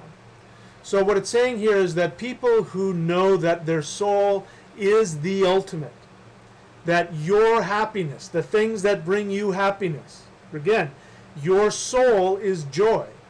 So the way you know that you are following your soul is when you are taking actions that give you joy. And that means so anybody who does that is all of these people who hail, worship, and have faith in Sri Ram as the Supreme Lord. It means that you know that your soul is the focus of everything. That when you live like that, then the higher awareness and your life force energy will make all of your difficult tasks very easy. Does that make sense? And that's again when Hanuman is known for his strength. I mean, he can lift up a He can lift up a mountain. He could do things that are so difficult for everybody else. He's the strongest force in the universe. He can make it happen. So that means that whatever you got in front of you that you have to do, that you can't escape, if you follow that understanding that your joy, going after your joy, is your supreme focus in your life, then all the other stuff becomes a breeze. It becomes easy. Okay? Going further in the Hanuman Chalisa, it says, "Whosoever comes to you for fulfillment of any desire with faith and sincerity, will he alone secure the imperishable fruit of human life." So again, they're talking about whoever comes to Hanuman for the fulfillment of any desire with faith and sincerity. So the idea is, first off, Hanuman represents the ultimate in spiritual piety. The ultimate, he's the most polite, he follows the rules, he's a celibate monk, he never does the wrong thing, he always fights against evil and negativity. So people who worship him, they're not going to come to him and ask him, "Hey, help me to, rob the corner liquor store," right? They know that even if they want to do that, if they're going to worship Sri Hanuman, they're going to be asking for desires that are in line with their soul. So it just goes without saying. So when you do that, again, you're using your higher awareness to want to have your soul desires fulfilled. Then what it says is that person will secure the imperishable fruit of human life. Again, it's telling us that the whole idea of spirituality, the whole point of it all, is for us to enjoy our lives, to enjoy our physical lives. It means to have all of our desires fulfilled. That's the whole point. Okay, continuing on with the Hanuman Chalisa, it says, "All through the 4 ages your magnificent glory is acclaimed far and wide. Your fame is radiantly acclaimed over all of the cosmos." Again, talking about Hanuman. Continuing on, "You are savior and the guardian angel of saints and sages and destroy all demons. You are the angelic darling of Sri Ram." I don't even have to interpret that. That's pretty clear. "You can grant to anyone any yogic power of 8 siddhis and 9 nidhis." So I won't get into it, but there are 8 superpowers and there are 9 boons, 9 things you can get based on desires. Comfort, power, prestige, fame, relationship, blah, blah, blah. So he's saying that for those people who want power, people who are going down the left-handed path, who don't understand what the left-handed path really is, who are using black magic in order to get people to do what you want and all that kind of stuff, they don't understand that all you have to do is just follow your highest awareness. Again, people ask me when they want to know celestial qigong. They want to know. I want to know exactly what powers I'm going to get from doing your celestial qigong, and I say I have no idea. It's not like that. The only thing that celestial qigong does is it connects you to your energy body and your higher self, and acts like a beacon to connect you to the spiritual masters. By continuing to do it, you gain enough energy that something sort of pops within your aura, which will be some kind of a spiritual power. And so it's saying the same thing here. When you follow your highest awareness, then you get any spiritual power you're supposed to get, which will be part of your path in this life in order to achieve your highest awareness. Okay? All right, so moving on. Let's see, and then it says, "This boon has been conferred upon you by Mother Janaki. You," meaning Hanuman, "you possess the power of devotion to Sri Ram. In all rebirths, you will always remain Sri Raghupati's most dedicated disciple." So that's pretty clear. If we put soul in place of Sri Ram, instead of Shri Raghupati, then it says that you, Hanuman, possess the power of devotion to the soul. In all rebirths, you will always remain the soul's most dedicated disciple. Through hymns sung in devotion to you, one can find Shri Ram and become free from sufferings of several births. So, again, this shows the two ways, one of the two major ways that people can access the soul. One is people worship the soul directly. People who worship Jesus, who worship Rama, who worship Krishna or Buddha, these are people who are worshiping the soul directly with no middleman. Those who worship Shiva or worship Hanuman, they are worshiping higher awareness. But again, higher awareness has only one focus, which is the soul, which is again this picture here. Whenever we see this picture, it's talking about higher.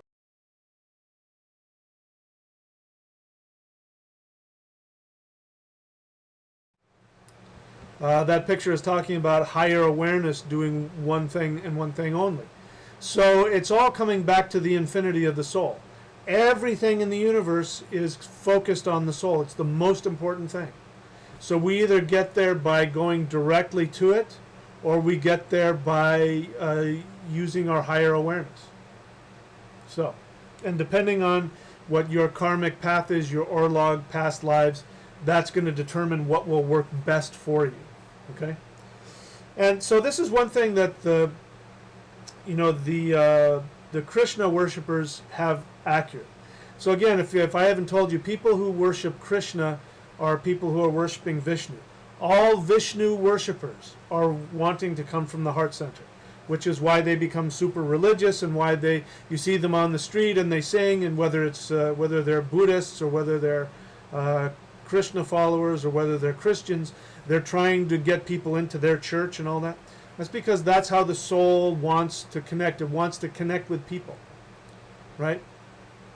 So I forgot where I was going with that, but the idea is that what they say is that Krishna worshippers and Jesus worshippers do it too. They say, "Oh, everything is Jesus. Oh, everything is Krishna." They'll talk about Shiva. Oh yeah, Shiva, but Shiva is really just Krishna. Buddhists do this. Buddhists are infamous for this. They take, in fact, a lot of the Buddhist deities, like Tara, all of those are actually Hindu deities. But what the Buddhists is they turn them around and turn them into bodhisattvas. So they still worship them, but they say, oh, they're bodhis, they're aspects of Buddha. Buddha is everything. That is true. They're right about that. Everything is the soul. So it just depends on which one lens you're looking at it from.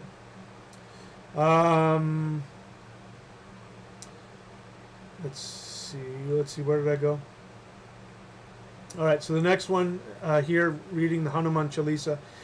If at the time of death one enters the if at the time of death one enters the divine abode of Shri Ram, thereafter in all future births he is born as the Lord's devotee. So I'll have to take that one at face value. So that's saying that if at the time of death you enter the abode of the infinite soul, there in all future births, then you're going to be some worshipper of Vishnu on some level. That's how I see that. I don't quite understand that, but if I were to look at that at face value, I would say that's what that means. Okay. Continuing on, one need not entertain any other deity for propitiation, as devotion of Sri Hanuman alone can give all happiness. So you probably know where I'm going to go with that, which says that when you worship Hanuman, Hanuman is going to take you directly to the soul and give you all of your desires. I think that's pretty clear. Continuing on, one is freed from all the sufferings and ill-fated contingencies of rebirths in the world. One who adores and remembers Sri Hanuman. So you know where I'm going to say with that is that if you fulfill all of your desires, you won't need to come back. The only people who are reborn are people who have not fulfilled all their desires. And when you die and you have a desire that has not been fulfilled, You will ask, you will demand to be reborn so that you can fulfill all your desires. Now, while you're here, if you want to speed line the process and you're absolutely committed to saying, this is my last life, I don't want another one, well, then you must fulfill all of your desires. People say, I don't know how to do that. Use higher awareness. The way to connect with higher awareness is through life force energy. So, again, just because this is what I've got available, if somebody wants to do that, then one of the quickest ways to do that is to get this.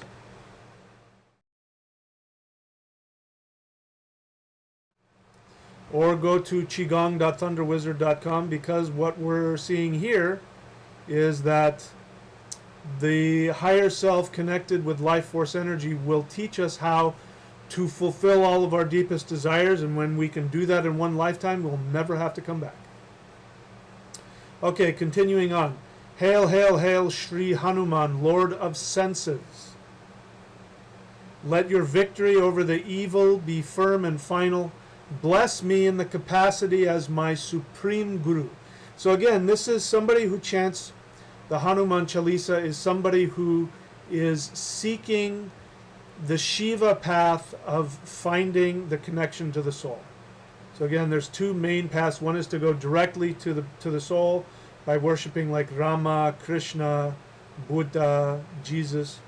Or you can use it the other way by worshiping Odin, for example, or Shiva or Hanuman. And either way, you're going to be directed back to the soul. So this is for people who are geared towards the latter. I'm one of those people. That's how I connect to the soul, is through the higher self, through life force energy. That's my path. Other people, they have a different path. And so anyway, they know how to do that. So this is asking for that blessing of the higher self and to make the higher self your supreme guru, knowing that the higher self is worshiping the soul.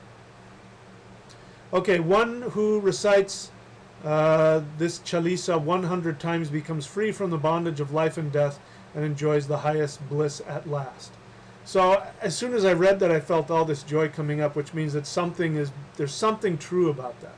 I can't tell you what that is, but if we take it at face value, if you recite the Hanuman Chalisa 100 times, you become free of the bondage of life and death and enjoy the highest bliss at last. All those who recite Hanuman Chalisa regularly are sure to be blessed. Such is the evidence of no less a witness as Bhagwan Shankar. So it means that Shiva himself says that those who recite the Hanuman Chalisa are sure to be blessed. Continuing on, Tulsidas, as a bonded slave of the Divine Master, stays perpetually at his feet. He prays, O Lord, you enshrine within my heart and soul. So Tulsidas is the guy who wrote this Hanuman Chalisa. So he's just basically saying, thank you. As the writer of this, I am your servant, blah, blah, blah. Continuing on, the last verse here. O conqueror of the wind, destroyer of all miseries, you are a symbol of auspiciousness. Along with Sri Ram, Lakshman, and Sita, reside in my heart, O King of gods. So Hanuman is the conqueror of the wind, meaning he has conquered life force energy, which means he also, through meditation, this is important, life force energy in the body, the nervous system can go all kinds of crazy places. So what it's saying here is that through life force energy, the higher self in meditation can conquer the craziness of the nervous system, the desires of the body, but just the nervous system itself. And that he's asking for Hanuman to reside in his heart along with Sri Rama, Lakshmana, and Sita, which represents, generally speaking, mind, body, and spirit. So again, the three selves. He's saying, again, he's asking Hanuman to help him to balance all of his three selves, which will then again give him all of his happiness and his enlightenment, which is nothing more than simply living out all of the desires of your soul. So that is the Hanuman Chalisa, as I understand it at this point in my path on this life. So I'll check and see if there's any more questions. So again, looking for the questions. Daggerus. Oh no. Again, so all right. So I don't have any more questions. Again, that's how I interact. If you want to interact with me, leave me a question. I bypass everything that's not a question. So with that, I'll go ahead and take a short break and see what kind of pithy sayings I want to share with you before we bring this to a close.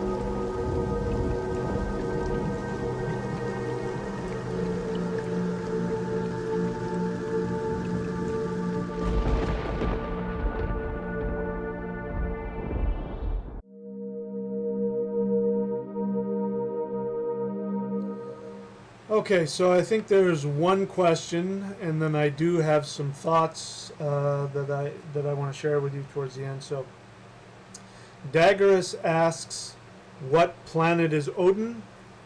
Well, Odin isn't a planet. I know what you're asking me is what planet is he connected to. And I say that because I want to be clear.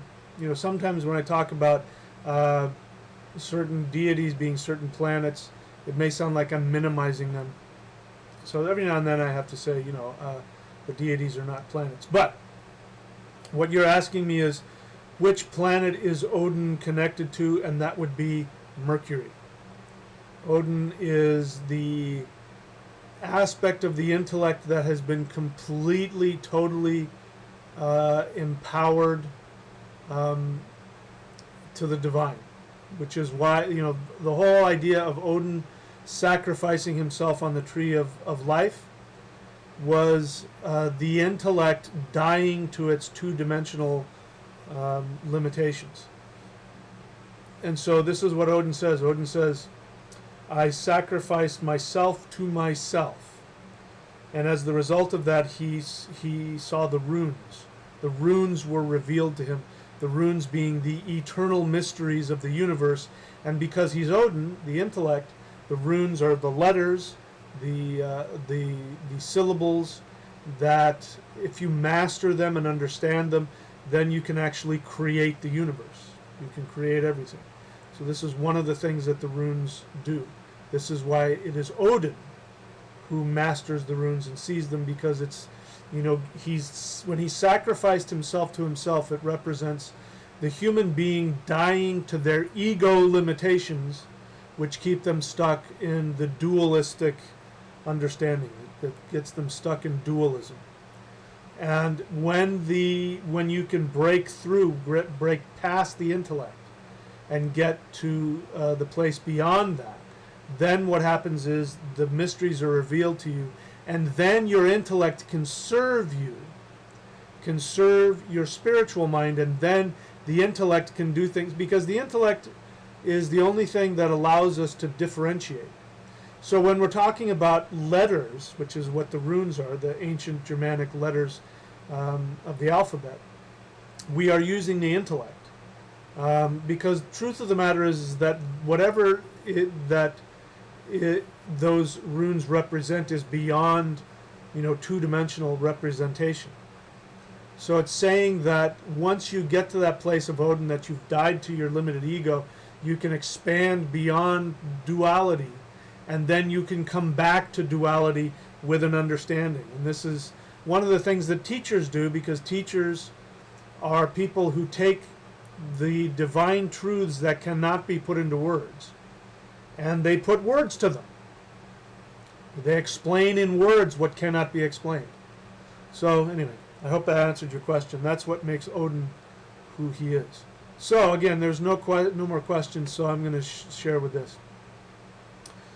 So what is the whole point of all this? I've hammered it into you that Hanuman, Lord Anjaneya, represents the third eye, the higher self, that uses life force energy to not only empower the physical body, not only balance the three selves,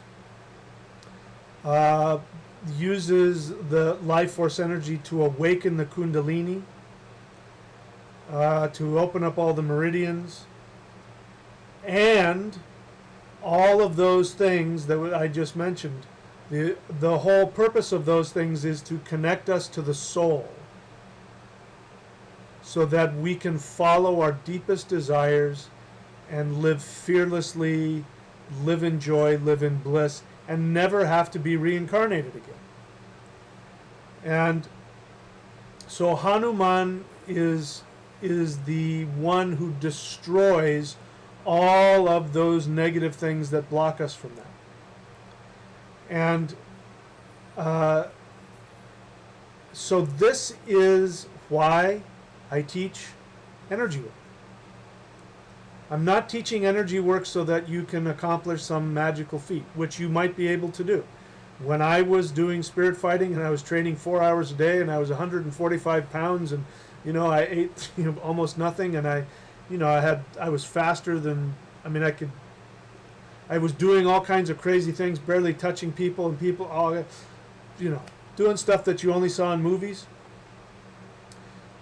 The whole point of that was that gave me the strength and the power to do what I could not do alone. I could not by myself. I could not get out of my pain and my misery. A lot of you, my students, you don't know a lot about my growing up, but I did not have the most pleasant of childhoods. I grew up in some pretty messed up scenarios. And I'm lucky that I was able to find some spiritual paths that helped me. One of the things that helped me was that when I got into my mid-20s, I had a complete breakdown where I could not get out of just all of that garbage that was inside of me. Pain, fear, misery. I come out against people living in fear, and I get kind of preachy at people of what not to do. Just know it's because I've been there. So I know exactly what it's like. And I can tell you that I was not able to, with my devotion and with my mind and with my intellect, I was not able to get myself out of that place. And so when I needed it, I found spirit fighting, which was a practice that dealt directly with life force energy, and that opened up all kinds of things within me. I have an issue that I was born with, which is that I was born with on the new moon, which means that I leak life force energy. So I had to do it in order just for my own physical health, my own mental health, my own emotional health. So sometimes there are those of us, we need that. Hanuman is a god for those kinds of people. If you're one of those people who, you've grown up maybe in some difficult circumstances, you've had issues in your life where you now can't get past the emotional prison that you're in. Maybe you're addicted to alcohol, drugs, other things. Maybe you're a victim. You see everything, everything's happening to you. You can't seem to, no matter how hard you pray, no matter how much you practice the secret, no matter how much you you watch my channel, no matter how much you do all these things, you still can't get out of that place of despair and misery and powerlessness. Hanuman is a god for you. And same with Thunar, Thor, Indra, gods of life force energy. Now they all have their different purposes and they all have their different things like that. Hanuman specifically is the third eye, the higher self that works through the physical body. Remember I gave you that look when I said he was the Lord of the senses, and I gave you that knowing look? It's because that's how we can do it. Now again, on my chart, I've got moon in the first house, which means that I have to experience my emotions through my physical body. Otherwise, I'll go crazy. So I need this physical movement, I need breath work, I need qigong, I need all that stuff, because that's how I access my emotions, which allows me to access my life force energy, which gives me what? The ability to connect to my soul. So that's why I keep hammering away at you with this.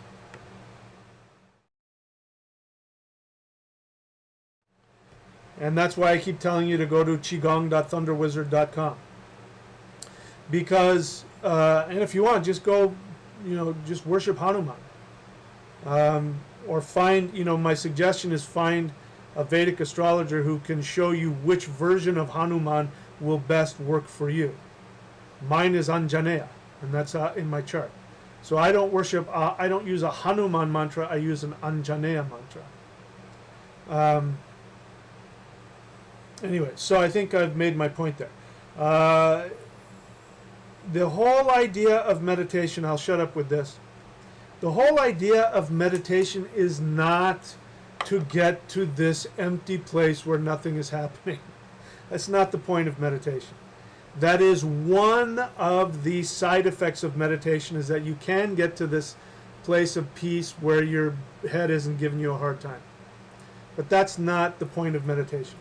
The point of meditation is to allow you to have the power to process your feelings so that your intellect won't constantly be hammering you with thoughts.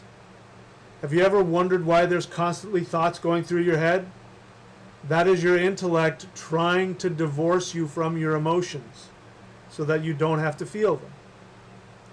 And so people do all kinds of things to shut their head off. They indulge in drugs or alcohol or video games or YouTube videos or music or whatever it is. They have some kind of an obsession. Those are designed to keep us away from our feelings. So meditation allows you the ability not to shut your brain off, but to have the power to tolerate it. When you get enough life force energy in you, you feel supported, you feel nurtured, you feel loved, and then those thoughts, then you're able to see your emotions. And then you can cry, or you can laugh, or you can get your anger out, or whatever it is. You can process the feelings. And when you process the feelings, then you are able to use your mind, and you're able to see things objectively, you're able to see things with peace, and then you're able to be like that person I mentioned. You remember I mentioned, what happens to somebody if somebody comes and steals something from them, and they go, wow, I feel really sorry for that person. I mean, if they need that badly, they can have it. I can get another one. But I feel really badly for them.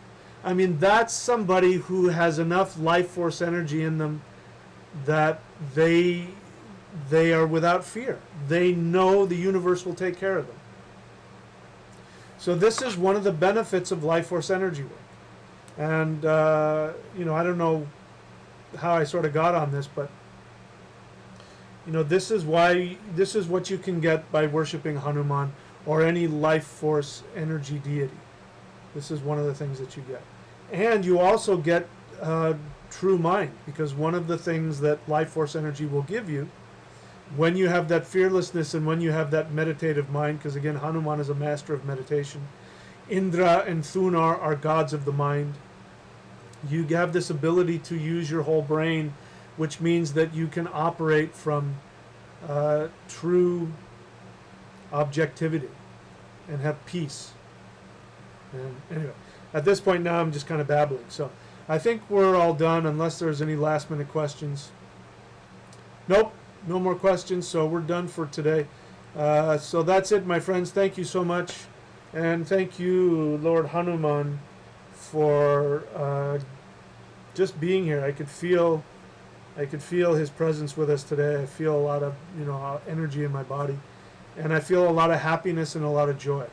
So thank you, my friends, for allowing me to just spout all of my thoughts and my feelings as I look through this, because it was good for me and it made me happy. And so I am grateful to you, because without you I wouldn't be able to do that. Okay, so that's it for now, my friends. Until next time, remember that your higher self is here for you and is looking to grant you all of your desires and give you peace and happiness and joy.